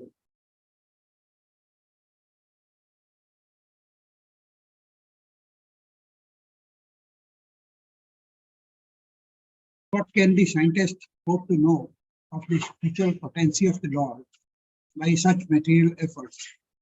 Mental speculations, by adding some dozens of ifs and maybes, cannot aid the advancement of knowledge.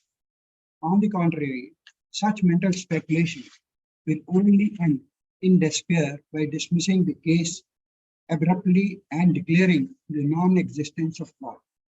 The sane person, therefore, ceases to speculate on subjects beyond the jurisdiction of the tiny brain, and as a matter of course, he tries to learn to surrender unto the Supreme Lord, who alone can lead one up to the platform of real knowledge. In the Upanishads, it is clearly stated that the Supreme Personality of Godhead can never be known simply by working very hard and taxing the good brain, nor can he be known simply by the mental speculation and jugglery of words. The Lord is knowable only by one who is a surrendered soul. Yeah, so by argument he cannot be known, by intelligence he cannot be known, by intellect he cannot be known, he can only be known by bhakti. So there is this famous pastime of Lord Chaitanya meeting this Brahmana in South India, who was actually keeping the Bhagavad Gita upside down, and he was trying to cry. He was crying actually, and he was not able to read, but he was crying. Then everybody was making fun of him. Hey, what Bhagavad Gita you're reading? You don't even know how to hold the book properly. Then Lord Chaitanya goes and asks him, why are you crying? Then this person is saying, oh, my spiritual master asked me to read Bhagavad Gita. But the moment I think that the Supreme Personality of Godhead has become the chariot driver of Arjuna, I cannot stop but crying at his mercy, that the Lord can become so much merciful that he can take menial service for his devotee. Then Lord Chaitanya declared, oh, these people are making fun of you. They don't know Bhagavad Gita. You know Bhagavad Gita. You are the person who knows Bhagavad Gita. They don't know Bhagavad Gita. So simply by erudite scholarship, by grammar, by appreciating the Sanskrit, one cannot become Krishna conscious. One cannot become Krishna conscious. But by having faith in the Acharya, one can become Krishna conscious. Okay, please read.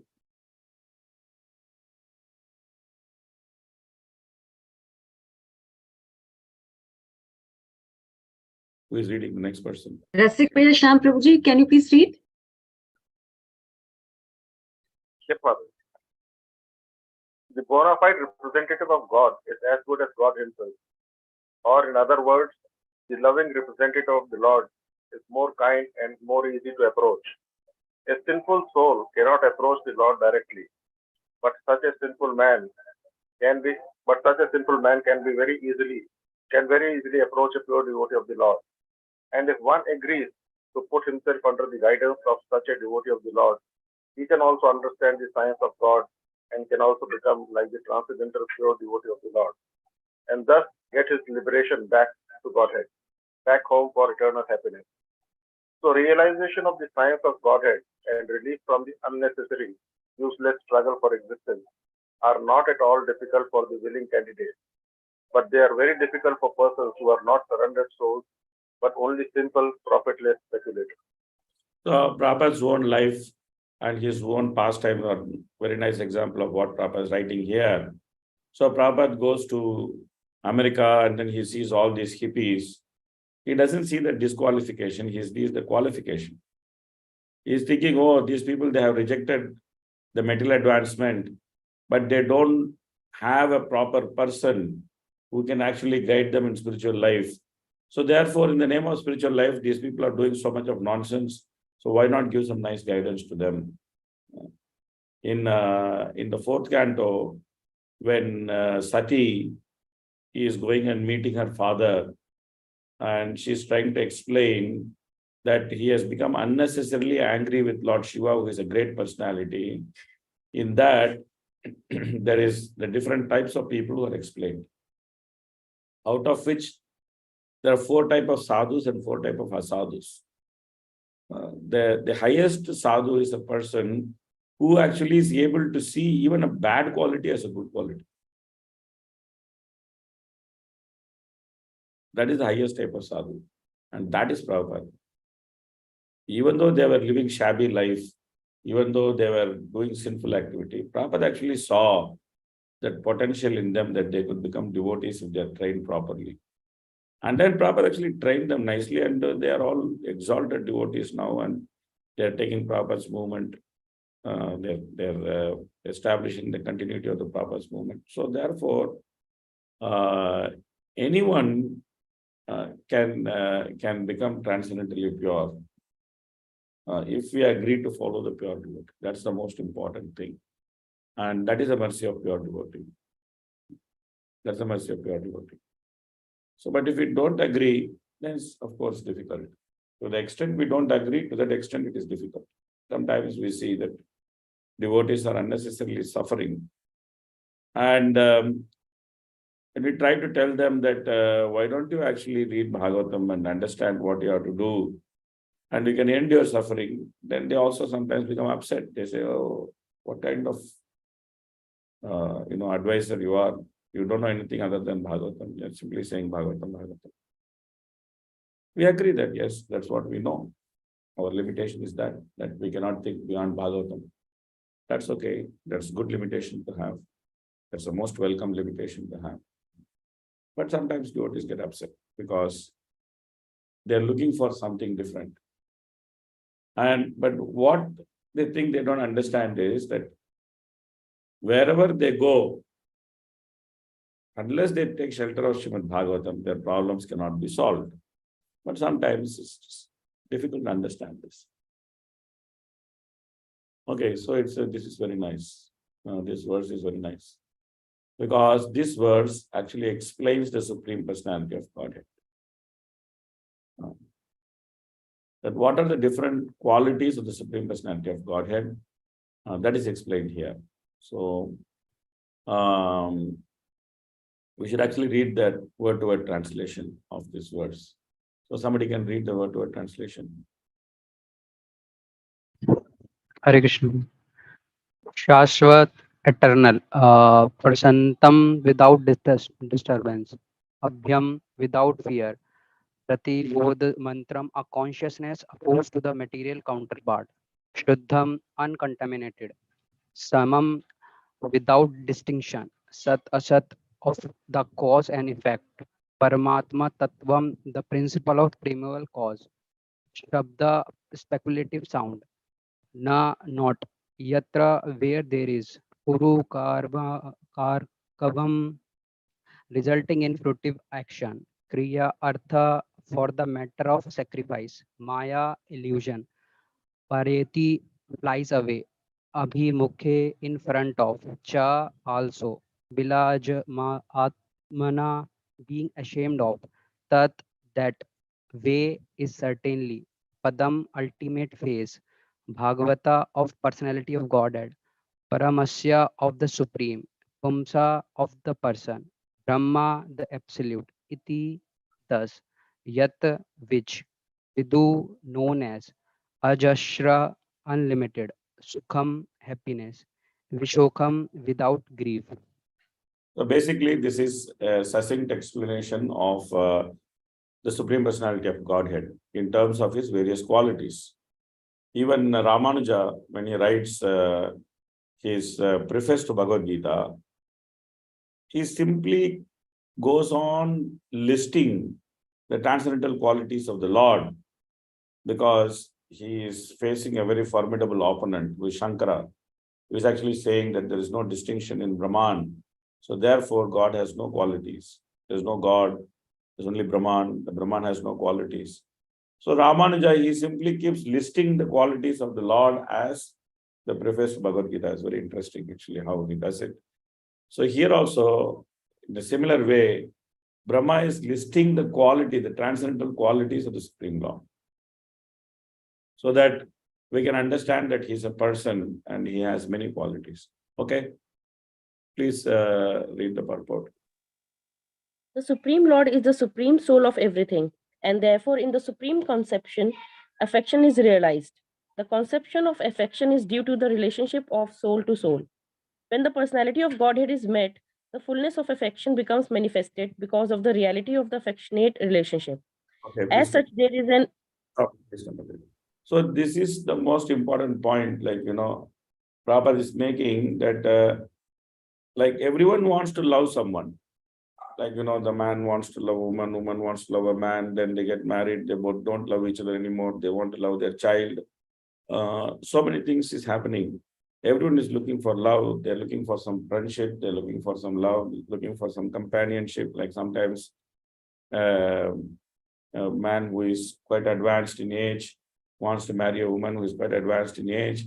Then we ask them, why are you marrying now? This is Vanaprastha time, why are you getting entangled? They say, oh, no, we need companionship. Therefore, we are marrying. So there are different ways and means. People are looking for loving relationship. But unless we realize what Prabhupada is saying here, we will not be able to enter into any loving relationship. Or even if we enter into such loving relationships, that so-called love will become a failure and it will actually keep breaking our heart, because every lover in this material world will simply leave us at some point of time, or we will leave that lover at some point of time. We may proclaim love, saying that, oh, I love you, my life is yours, my life is for you only, I'm giving you my life, my dear, my love. But you cannot stay. You cannot stay. Either that so-called person whom you love, whom you try to repose your love, that person will leave, or you yourself will leave. Time will simply force us to separate from each other. So every lover will leave us. This is the nature of material world. This is the nature of material love. Prahlad very nicely explains this to Nrsimha's prayers. Yasmat priya priya vyoga samyoga janma shokagdina sakala yonishu dahyamanaha dukkha aushadam tadapi dukkham atadhyaham bhuman brahmami vadame tavadasya yogam. Very beautiful shloka. He says that in this material world, we have only 4 types of experiences. What are the 4 types of experiences? Either you get united with something which you like, or you get separated with something which you like, or you get united with something which you don't like, or you get separated from something which you don't like. This is what is happening in this material world continuously. If you see that you're only going through this 4 types of experience, that's it. There's nothing more in this material world, this material life, there's nothing more. When you're united with something which you like, and when you're separated from something which you don't like, we consider this as happiness. When we are separated from something which we like, and when we are united with something which we don't like, we call this as misery. But the so-called happiness is also producing misery, because with whatever you are united, we'll get separated from it. There's no way to be united with it always. Or whatever unwanted thing we are separated, we get united to it, because there's no permanent separation also. So therefore, what is resulting is only misery in this material world. Shokagnina sakala yonishu dahyamanaha. If you think that, oh, no, only human being is miserable, Brahma is very happy. No, Brahma is also miserable. You will see in 3rd canto how miserable Brahma is.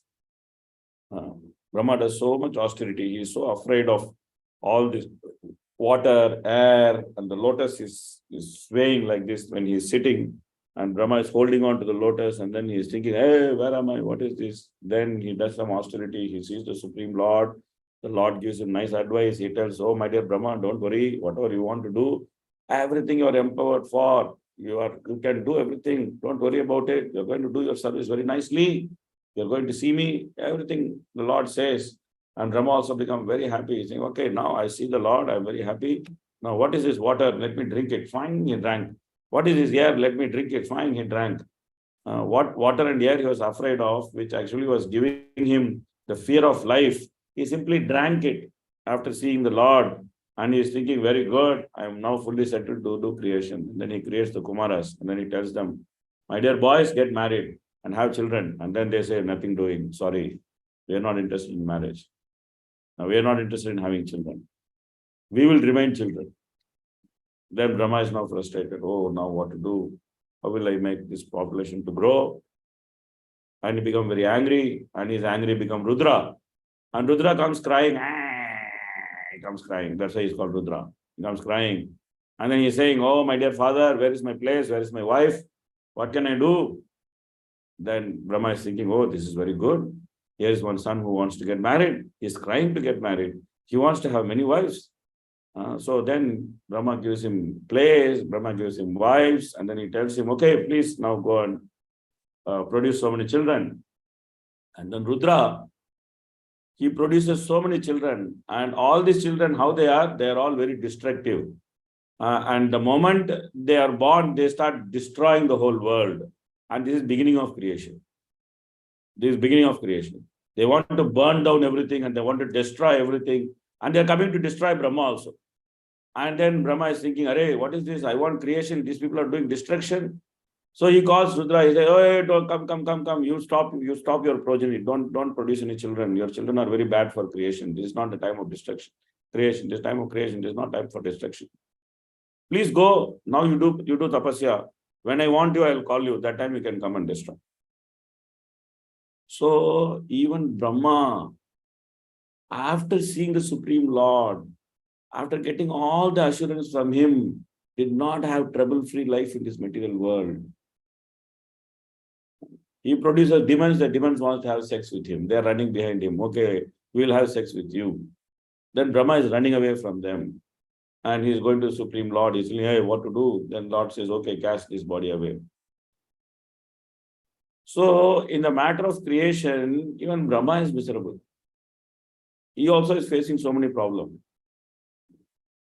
So there is nobody who is not facing problem in this material world. And everybody is miserable. Everybody is miserable. Why? Because they don't know where to repose their love. That is the point. That is the point. So when you don't know where to repose your love, you try to repose your love here and there. In English, there is a saying, throwing the pearls to the swine. You know, it's a saying in English. You throw the pearls to a swine. Swine means hog. Okay. What hog eats? Hog eats stool. Hog likes stool. If you give pearls to the hog and then tell hog, Mr. Hog, this is pearls, very expensive. We have got this by diving into the deep blue sea. Very, very expensive pearls. Can you please eat this? The hog says, no, I don't want to eat this. Where is my stool? Why are you denying me my stool?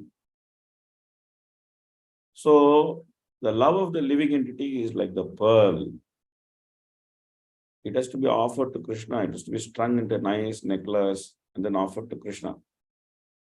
And when that is done, then the propensity to love everyone comes. Everyone comes. Sakale Samman Kuriti Sakati Jehunata Jata Jata. That the strength to respect everyone and to love everyone comes when love is reposed to Krishna. That is the basis of true relationship. Because then you have a relationship. The other day I was hearing one lecture from one devotee, and he was trying to explain that there was an old man and this young man. They were standing in the bus stop, and there was a bus coming, and it was already overcrowded, and they are trying to get into the bus. The young man is trying to get into the bus before the old man, and the old man is trying to get into the bus before the young man. But somehow or other, both of them tried to get into the bus, and they couldn't get into the bus, and the bus left. They were competing with each other, but the bus left. Then somehow this young man and old man, because they were just alone, and the next bus is going to come after a long time, so they just stuck on conversation with each other. And then the young man asked the old man asked the young man, where are you from? And then he said, I am from such and such village. Then the old man said, oh, I'm also from the same village. And then he asked, who is your father? Then the young man told his father's name. The old man said, oh, I recognize him. He used to be my friend, and we used to spend so much time. Oh, you are his son. Very nice, very good. I am your father's old friend. Your father went to the city. He did big business. He became big man. Now, very nice, you are coming back to the village to find this. So why are you coming to the village? He said, I want to see this. I want to see that. So they both now became very friendly with each other. Now the next bus is coming. Now the old man is telling the young man, hey, you get into the bus. The young man is telling the old man, no, no, no, you get into the bus. Now there's no competition. Now there's no competition between them. Now, each one is helping the other person to get into the bus. Each one is giving priority to the other person to help into the bus because they have relationship. And that common point of relationship is their village, the father, the common friendship, etc. This is Radhesham Prabhu was explaining to young boys that what is the importance of relationship. And then he said that this way, if you can find a common point to have relationship, then only you can give up competition and envy, and you will be able to establish love. And that common point with whom everybody has relationship, that is Krishna. So very nicely he gave this nice story, Radhesham Prabhu. Very wonderful story, simple story. He was explaining that how by establishing relationship with Krishna, one can become non-envious. Nirmat Saranam Satam. Bhagavatam is saying, Nirmat Saranam Satam. So how do you become Nirmat Saranam Satam? By actually establishing relationship with Krishna. And when you establish a relationship with Krishna, then you can see everything and everybody in relationship with Krishna. That is what you will see in Chatushloki, that the Lord will say that you will actually see everything in me and me in everything. So that is relationship. You see everything, that Virat Rupa, why we are studying Virat Rupa. We're actually training to see as everything as belonging to Krishna and Krishna being everything. We're trying to see, we're trying to build that relationship. And the moment you build that relationship, then you have some care, you have some love, everything is possible. Everything is possible. Everything becomes meaningful. Everything becomes meaningful. Otherwise, one has to simply live in the world of duality, and one has to be repeatedly cheated by relationships. Repeatedly, one has to get cheated by relationships. There is no other way. That's why Prahlad is saying, Shokaknina sahalayoni shuddhahyamana. Dukkha aushadam tadapi dukkam. You try to find shelter of another relationship because one relationship has burnt you. You try to find shelter in another relationship. That relationship will cause bigger problem for you. Dukkha aushadam tadapi dukkam. Dukkha aushadam tadapi dukkam. Atadhyaham. Woman, oh great one, Brahmami, I am simply rotating in this material world like this. Endlessly I am rotating. So now what is the remedy? Remedy is I have to get connected to you by the medium of service. Vadame tava dasya yogam. I have to become your das or dasi, whatever it is. That's why in ISKCON Prabhupada gave the system of giving the name as Das or Dasi. But sometimes, even though people have the name of Das or Dasi, they are more attached to being Prabhu. They are more attached to being Prabhu. They want to be called as Prabhu. Prabhu, Prabhu. We should not be attached to being called as Prabhu because our position is Das, that we are servant. We are not Prabhu. Somebody may call us Prabhu, but that is a reminder that we are actually a servant. Somebody may call us Mother, Mataji, but that's a reminder that we are servant. So Prabhupada is very nicely explaining the point here. When the personality of Godhead is met, the fullness of affection becomes manifested because of the reality of the affectionate relationship. Just one line, it explains the whole reality of the substance versus shadow. Spiritual life versus material life. Spiritual love versus material love. Happiness versus frustration. Absoluteness versus duality. Everything very succinctly explained. One line. One line. Such a nice line to meditate upon. That why one should become Krishna conscious. Why one should become Krishna conscious. Very nice line to meditate upon. Okay, please continue. As such, there is an unlimited flow of everlasting happiness, without the fear of its being broken, as we have experienced here in the material world. The relationship with the Lord is never broken. Thus, there is no grief and no fear. In another purport, Prabhupada actually says, if you accept the Lord as son, he will never die. If you accept him as a husband, he will never leave. You know, Prabhupada actually says, if you accept him as a friend, he will never deceive. If you accept him as a lover, he will give all the affection. That in all different relationships, how the Lord is perfect. How the Lord is perfect. Prabhupada explains in another purport. Okay, please read. The word Shuddham indicates that the senses of the personality of Godhead are not made of the material elements. They are all transcendental, free from all contamination of material identification. So where did you come across this word Shuddham before?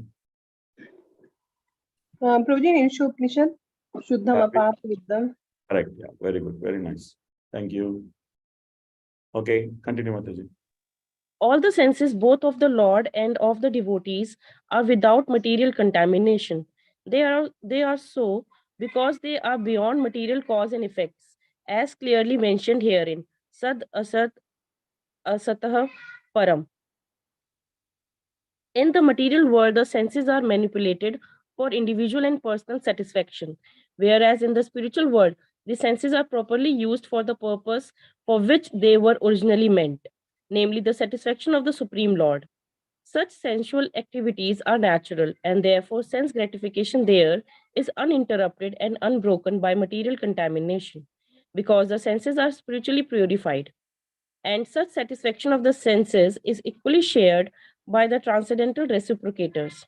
Since the activities are unlimited and constantly increasing, there is no scope for material attempts or artificial arrangements. Such happiness of transcendental quality is called Brahma Saukhyam, which will be clearly described in the 5th canto. Hare Krishna. Rishabhadev says, Nayam Deho Dehabhajam Riloke Kashtan Kaman Arhate Vidbhujam Ye Tapo Divyam Putrakayena Sattvam Suddhe Yasmat Brahma Saukyam Tanantam.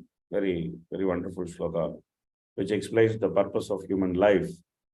So when we go to 5th canto, we'll explore that teachings of Lord Rishabhadev, very important teachings. Prabhupada attached so much importance to it.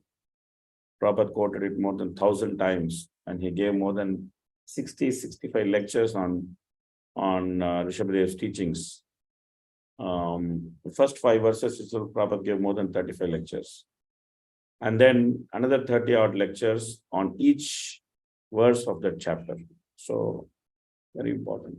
When you go to 5th canto, you can relish the teachings of Rishabhadev. Okay, please read this. King Indra of heaven is a controlling deity or demigod for arranging clouds and supplying rains in the universe.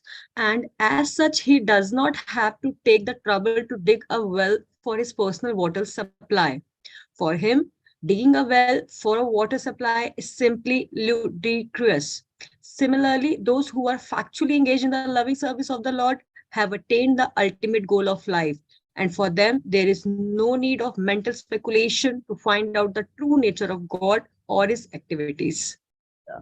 So they're not like the karmis and jnanis and yogis. They don't require such processes. Simply by engaging in the service of Srimad Bhagavatam, they can be fully satisfied. Okay, please read. The devotees are therefore never advised to indulge in speculating upon the nature of the Supreme or artificially meditating on the void. One should not, however, mistakenly think that after the annihilation of this present body, there is no body by which one can associate with the Lord face to face. The evolution of the material body is due to the desires of the living being. According to the desires of the living being, the material body develops. So from the spirit soul, the material body comes into existence, generated from the living force. Since the living being is eternal, the exists just like that air within the body. Air is within and without the body.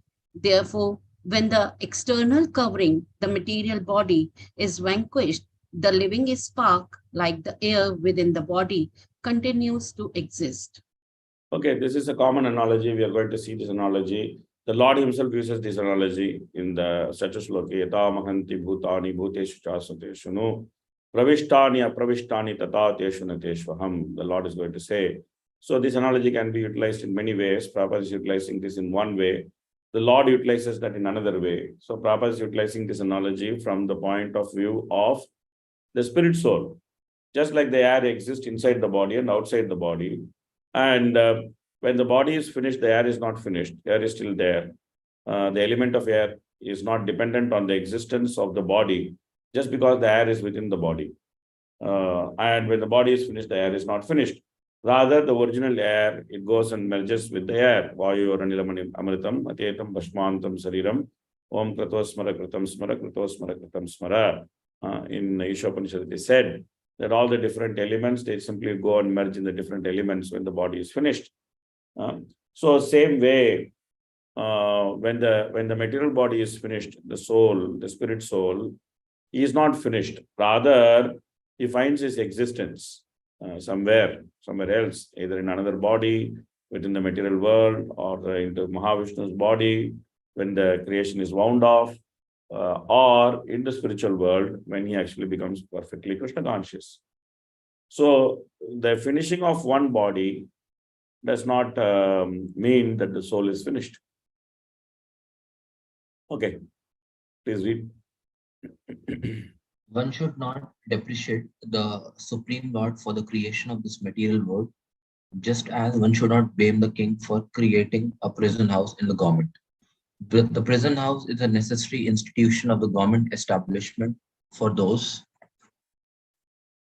who are disobedient to the laws of the government. Similarly, this material world, full of miseries, is a temporary creation of the Lord for those who have forgotten him and are trying to lord it over the false manifestation. Yeah, sometimes devotees, they go and complain to Krishna. Oh, Krishna, why are you troubling me? Why are you doing all these things to me? Why have you created this world and put me here? I am suffering so much. Krishna, can you not see? Why are you doing this to me? People go and complain to Krishna. So Prabhupada says that one should not depreciate the Lord for the material creation. This is like a jail, which is meant for criminal people. And we are all the criminal people. That's why we are here. Sometimes we tend to say, oh, this person, he's a nice man. According to the definition of Bhagavatam, if anybody who is a nice man, he should be in the spiritual world. He should not be in the material world. The very fact that we are in the material world, that means we are not nice people. At least we should have the decency to acknowledge this. Oh, I'm not a nice man. I'm here in this material world. I have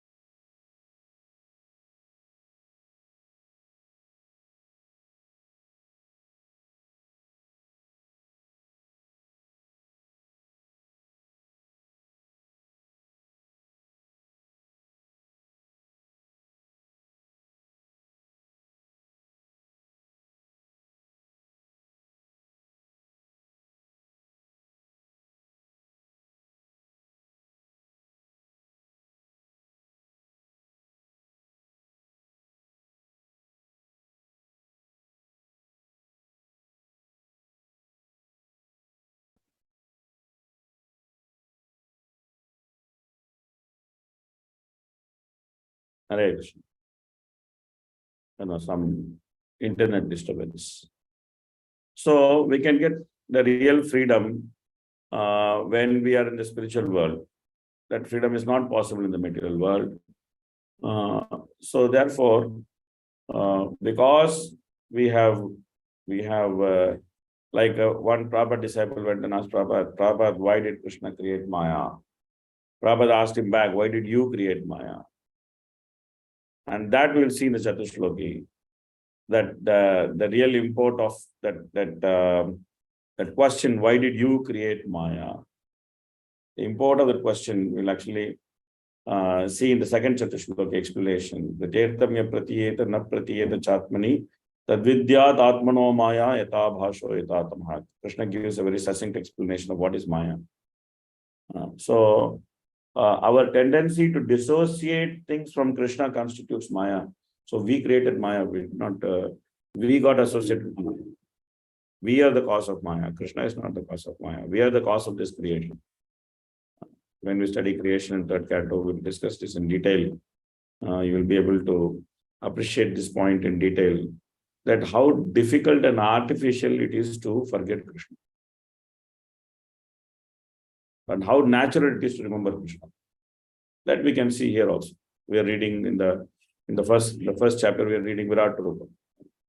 So everything is just Krishna. If you actually see around, you can actually see, oh, this is Krishna, this is Krishna, this is Krishna. So if you actually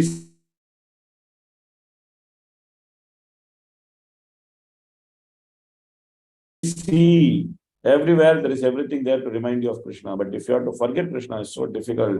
Then from Pradhana, false ego comes, then the three modes, and false ego goes to interact with the three modes. It produces demigods, it produces intelligence, it produces mind, it produces Tanmatra. Then there's Brahma who assembles everything, and then he gives different type of body, and then the soul has to get into that body. It's so complicated business to forget Krishna. Such a complicated business simply to forget Krishna. It's so complicated. But if you want to remember Krishna, it's so easy. Oh, there's a tree which is hanging, is swaying in front of me. I'm seeing there. This Parijata tree is there. It's just swaying in the wind in front of me. This tree is Krishna's bodily hair. It's so easy. There's some Tulsi tree in my neighbor's balcony, and the Tulsi is so nice. She's Vrinda Devi. She's the one who awards service to everybody in the spiritual world. So easy to remember Krishna by actually seeing around. It's so easy to remember Krishna. So difficult to forget Krishna.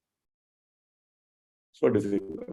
But we have chosen to take the difficult path. So therefore, the living entity's tendency to blame Krishna is another aspect of Maya.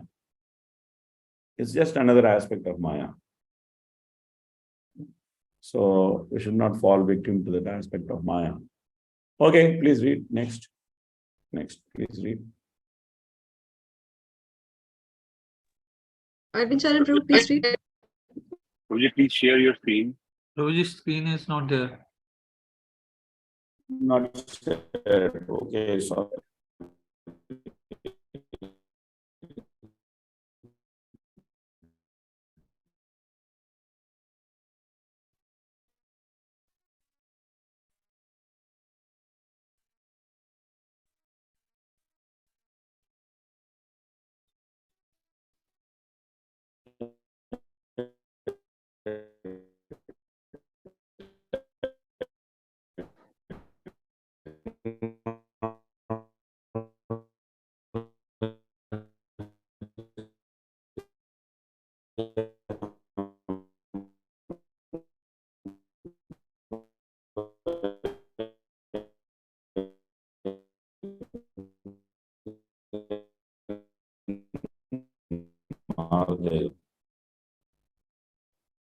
Hare Krishna Prabhuji, we are not able to hear you, and we are also not able to see the screen.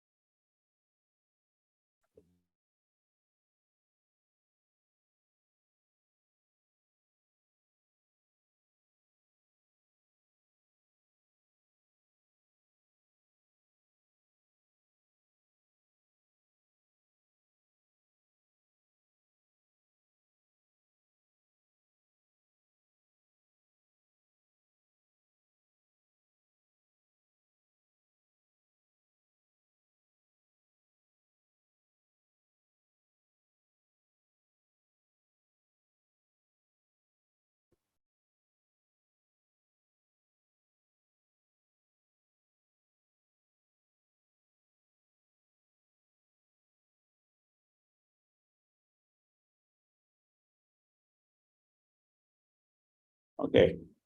Hopefully we are. For such blind human society in the darkness of ignorance, Srimad Bhagavatam is a torchlight to see things in the proper perspective. Therefore, it was necessary to describe the signs of God from the very beginning, or from very the birth of the phenomenal world. As we have already explained, Srimad Bhagavatam is so scientifically presented that any sincere student of this great science will able to understand the science of the God by reading it with attention or by simply regularly hearing it from the bona fide speaker. Even those who are after the enjoyment of this material world can also take the shelter of great great signs of Srimad Bhagavatam, and they will be successful at the end. Narada is therefore requested or ordered by his spiritual master to present this science with determination in the good plan. Narada was never advised to preach the principle of Bhagavatam to earn livelihood. He was ordered by his spiritual master to take the matter very seriously in missionary spirit. Yeah, you left the first sentence, so can you please read also that first highlight? Srimad Bhagavatam is the philosophy of devotional service and the scientific presentation of man's relationship with the Supreme Personality of God. Yeah, this is what Bhagavatam is. It's a scientific presentation of our relationship with the Supreme Personality of Godhead. We will see this in the last chapter because it deals with the 10 topics which we deal every day. Our life is made of these 10 topics. So we deal with these 10 topics every day, which is the subject matter of discussion of Srimad Bhagavatam. And those 10 topics are directly dealt in relationship with the Supreme Lord. And all the 10 topics have been explained in relationship to the Supreme Lord. So therefore, Bhagavatam is actually the scientific presentation of man's relationship with the Supreme Lord. Of course, woman's relationship also. Generally, Vedic system, we just use the male gender. It automatically stands also for the female gender. Okay, so Prabhupada says that Narada was requested or ordered by his spiritual master to present the science with determination and in a good plan. So this is preaching. This is preaching. There should be determination to preach Srimad Bhagavatam, and there should be a good plan. Just the determination itself is not sufficient.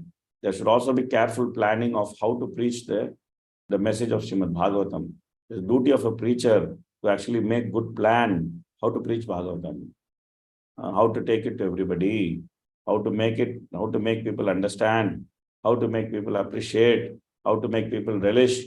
This is the duty of preacher, that he actually has a good plan. He's not like, he has some good heart, but he doesn't use his intelligence. No, it's not like that. A preacher is meant to be intelligent. Prabhupada says that endeavor executed with intelligence in Krishna consciousness is enthusiasm. In Nectar of Instruction, if you actually see, Prabhupada very clearly explains what is enthusiasm. Endeavor executed with intelligence in Krishna consciousness. There should be some intelligent endeavor. How to spread this movement, what to do, how to counter the opposition to this movement, how to destroy the opposing philosophies, because always there will be some demonic philosophy which actually opposes the conclusions of Srimad Bhagavatam. So how to handle them? There should be an intelligent plan, how to preach, how to distribute more books. Therefore, we see the leaders of the International Society of Krishna Consciousness, they have been tasked with this important duty of planning how to spread the movement.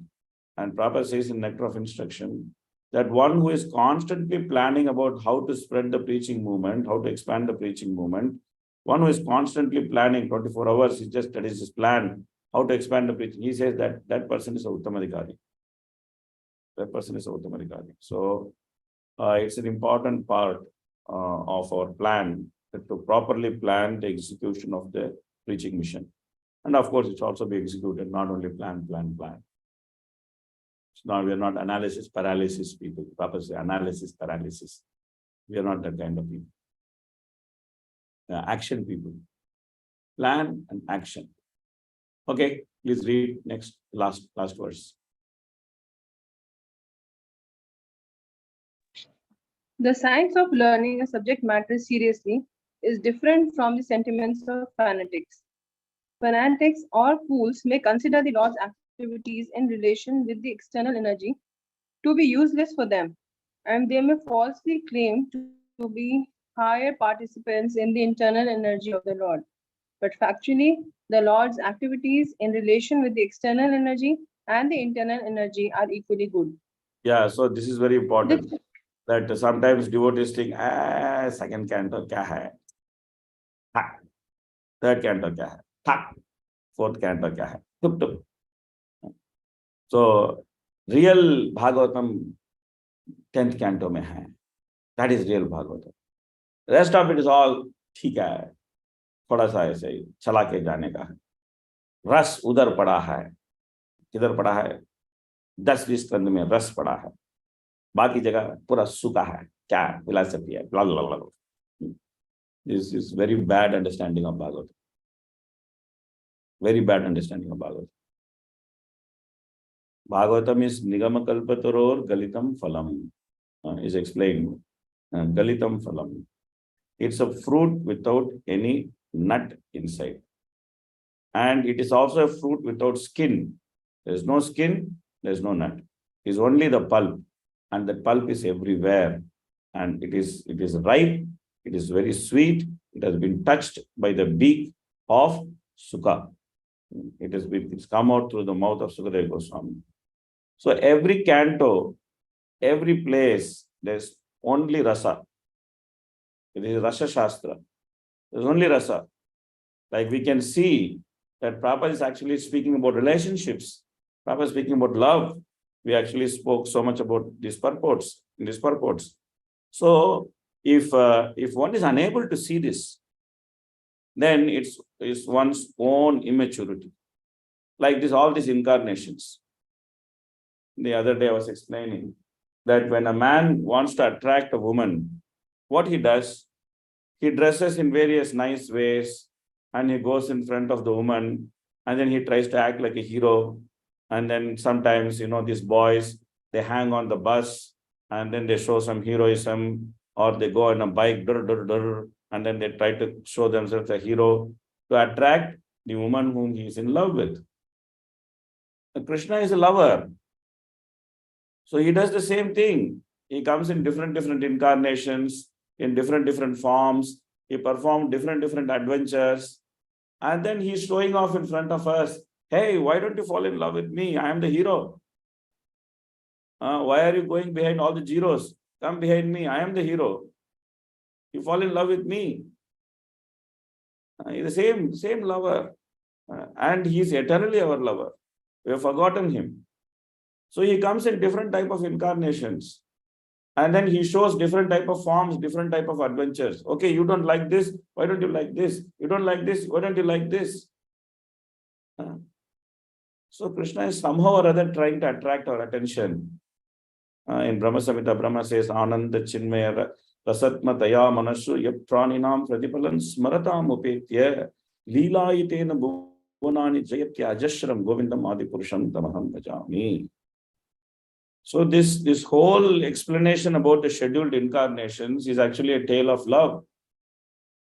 That how a lover is trying to attract the attention of his beloved.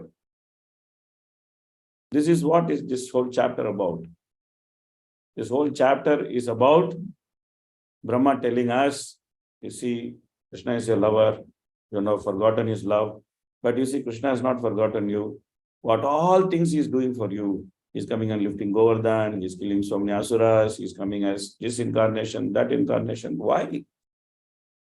Because Krishna is seeing that, will you fall in love with this form or that form or that form or this form? Will you get interested with this katha or that katha, or which katha you're going to get interested in? So Brahma is telling us, pray, why don't you understand? Here's a person who is coming and dancing in front of you. Why don't you just fall in love with him? And he is competent. He's a competent lover. He's not an incompetent lover. Like lovers of the material world, they're incompetent. They're incompetent lovers. But Krishna is a competent lover. So he comes in front of us. He does so many things. He comes at Lord Chaitanya and then he's dancing. He's showing his golden form. He's dancing. He's not supposed to come. Kali Yuga. He's not supposed to come, but still he comes. He hides and comes.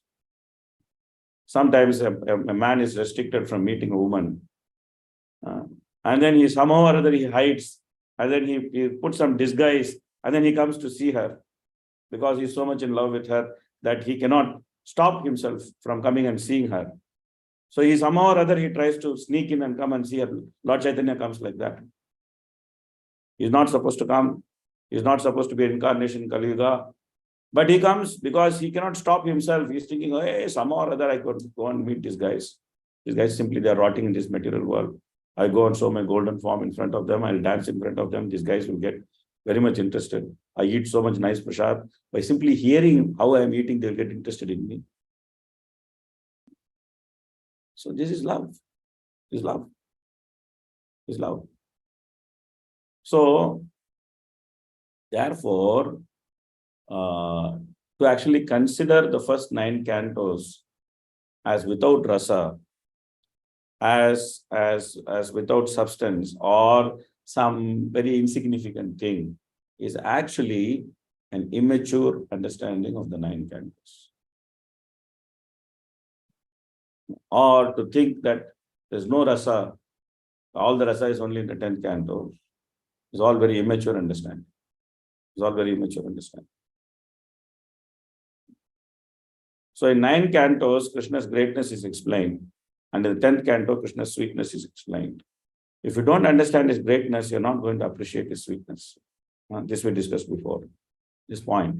So therefore, trying to find that Krishna's love in the material world, in the material creation, is a very important thing, because then we actually can appreciate Krishna's love in something which we are dealing with day to day. Because this creation is what we are dealing with day to day.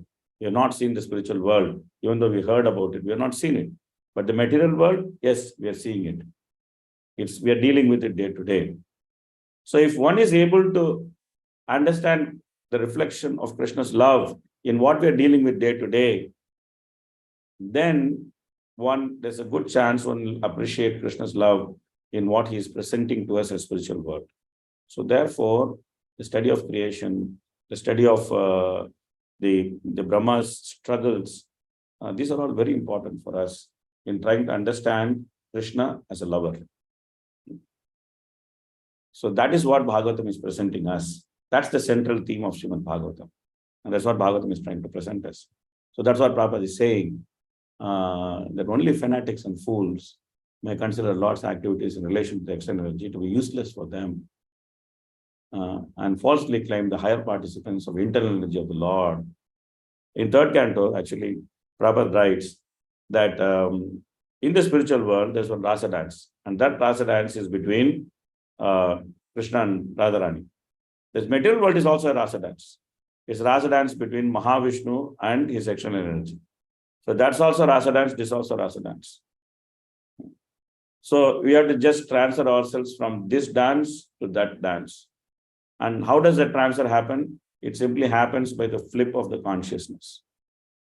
And that's what Bhagavatam is trying to do, is trying to flip our consciousness from material consciousness to Krishna consciousness. And when you flip that consciousness, then you find yourself from this dance to that dance. That's what it is. Okay, please read, continue. The chief reciters of Bhagavatam are very much enthusiastic about the activities of the Lord's internal potency, and the pseudo devotees absorbed in material sense enjoyment falsely jump to the stage of liberated souls and thus fall down deeply into the clutches of external energy. Some of them think that to hear about the pastimes of the Lord means to hear about his activities with the gopis, or about his pastimes like lifting the Govardhan hill, and they have nothing to do with the Lord's plenary expansions as the Purusha avatars and their pastimes of the creation, maintenance, or annihilation of the material worlds. But a pure devotee knows that there is no difference between the pastimes of the Lord, either in the Rasa Lila or in creation, maintenance, or destruction of the material world. Rather, the descriptions of such activities of the Lord as the Purusha avatars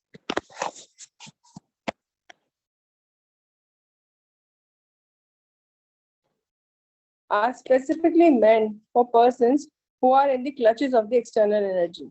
Topics like the Rasa Lila are meant for the liberated souls and not for the conditioned souls. The conditioned souls therefore must hear with appreciation and devotion the Lord's pastimes in relation with the external energy. And such acts are as good as hearing of Rasa Lila in the liberated stage. A conditioned soul should not imitate the activities of liberated souls. Sri Chaitanya Mahaprabhu never indulged in hearing the Rasa Lila with ordinary men. In the Srimad Bhagavatam, the Science of God, the first 9 cantos prepare the ground for hearing the 10th canto. This will be further explained in the last chapter of this canto. In the third canto, it will be more explicit. A pure devotee of the Lord therefore must begin reading or hearing Srimad Bhagavatam from the very beginning and not from the 10th canto. We have several times been requested by some so-called devotees to take up the 10th canto immediately, but we have refrained from such an action because we wish to present Srimad Bhagavatam as the science of Godhead and not as a sensuous understanding for the conditioned souls. This is forbidden by such authorities as Sri Brahmaji. By reading and hearing Srimad Bhagavatam as a scientific presentation, the conditioned souls will gradually be promoted to the higher status of transcendental knowledge after being freed from the illusionary energy based on sense enjoyment. Thus ends the purports of second canto, 7th chapter of Srimad Bhagavatam, entitled Scheduled Incarnation and Their Specific Functions. Okay, that also brings us to the end of our time today. It's already 1:30. We'll stop here. Tomorrow we are having class from 10:30 to 1:30. I think Harisevini Mataji has informed all of you, right? You've done that, right? Yes, Prabhuji. So tomorrow we have class from 10:30 to 1:30. We don't have class in the evening. We have class in the morning. And we will go to 8th chapter, and possibly we'll also enter the 9th chapter, because 8th chapter is full of questions. And then that questions we are going to take us for many cantos to reply. So we'll possibly get into also the 9th chapter after going to the 8th chapter questions. Okay, see you all tomorrow morning. Hare Krishna, Krishna Krishna, Hare Hare. Hare Ram, Ram Ram, Hare Hare. Srimad Bhagavatam ki jai, Srila Prabhupada ki jai, Gaur Premanande, Hare Hare Bol.